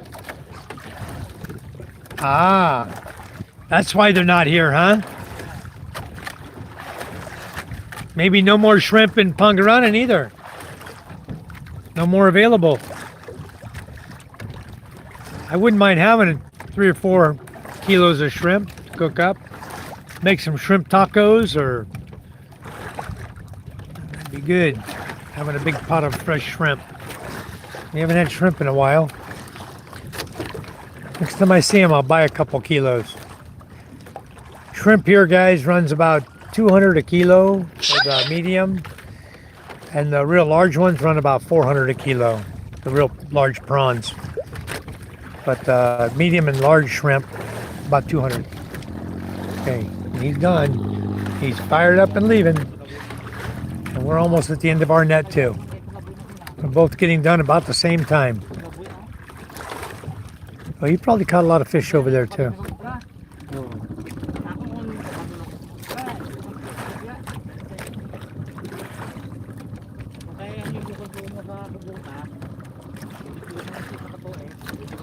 All right, he's out of here. Got his flashing light is up on his deck. That's his fishing light there. He's got a white, green, red. We've got red only. Ours is right here. See it glaring on the water how close it is. So we're almost done. Last section.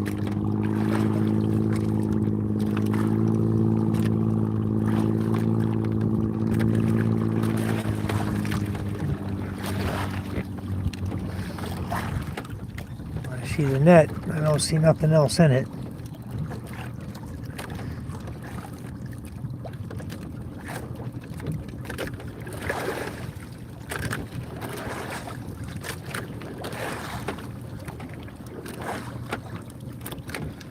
Okay. How's that for a workout, huh? You see these guys working? That is a frickin' workout of your arms. Imagine going to the gym and pumping iron as long as these guys just work their arms over and over, hand over hand. You imagine that. Wow. That's a hell of a workout. That's better than any gym workout. That for your stomach, for your arms, your chest. Wow, hell of a workout. I'm going to figure out a way to prop this damn camera up here in a safe manner to keep it dry, keep my phone dry, where it won't fall off my tripod. I'm going to find a way to prop it up here somehow, even if I got to go way out here and tie it facing there. Maybe tomorrow I can figure out a way to tie the tripod where it cannot move. Okay, there's the weight. Now the rope will come in, he'll roll it up for the fishing light, and then he'll bring the fishing light in and we'll set it up on deck, and Boy and I are going to get busy and clean nets. All right, guys, I want to take my tripod up in the front so you guys can watch us cleaning. I got to undo the rubber here. Just give me a minute to untie everything. Nail out the boat, water out of the boat. Okay, move over here.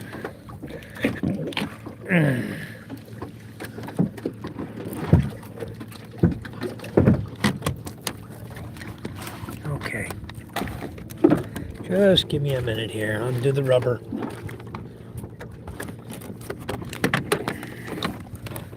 Must have dropped my tripod in the ocean. That wouldn't be good either. Sean would kill me. All right, guys, hold on a second. Turn you around. She told me tonight, don't drop your phone in the water. The last time I was here, we came out fishing. I had MJ's phone with me. It was in my backpack, and I didn't even know it. But it fell into the bilge, and it was sitting in the water about 3 hours while we were out fishing. When I got in, I was out on the Queen Charm boat, and the boat captain says, "Hey, is this yours?" I looked, I said, "Yeah." It was MJ's phone. He had found it in the bilge.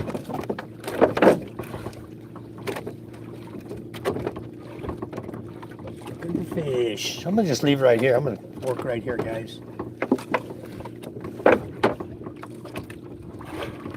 Boy's got this all rolled up. As soon as he gets down to where the fish are, we'll get busy.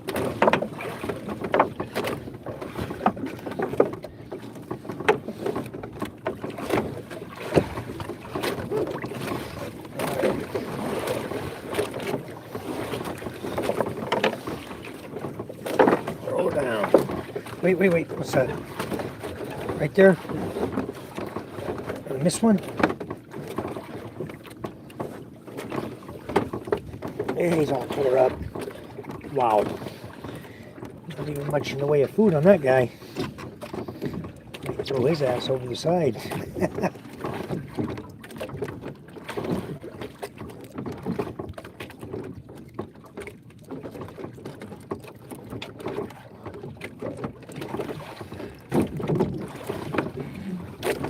Look how tore up that guy is.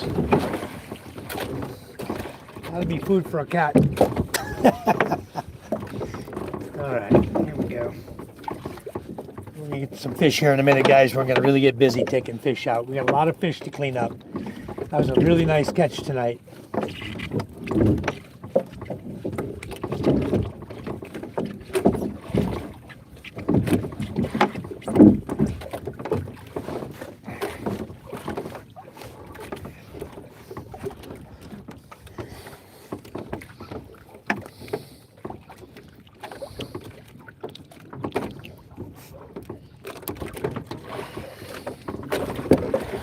There's one.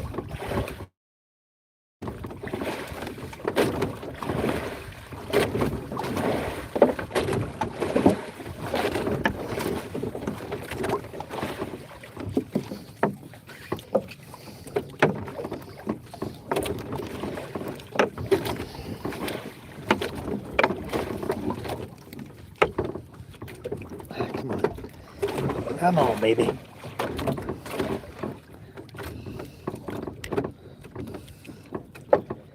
I'm all caught up here.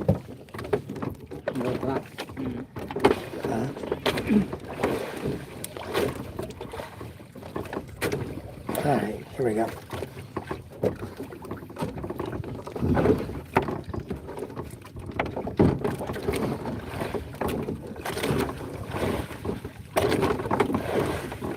Getting started here.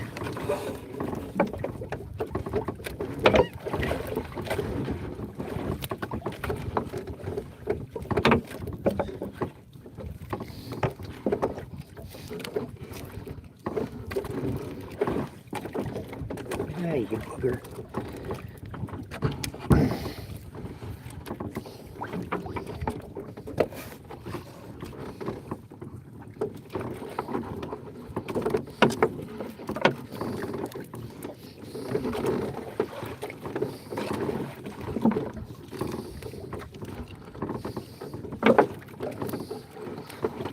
Look out. Then he can come out the back end of the net. On the back side. There we go.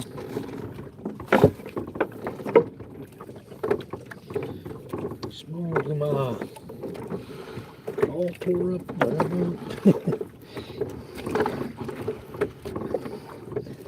That's all tore up.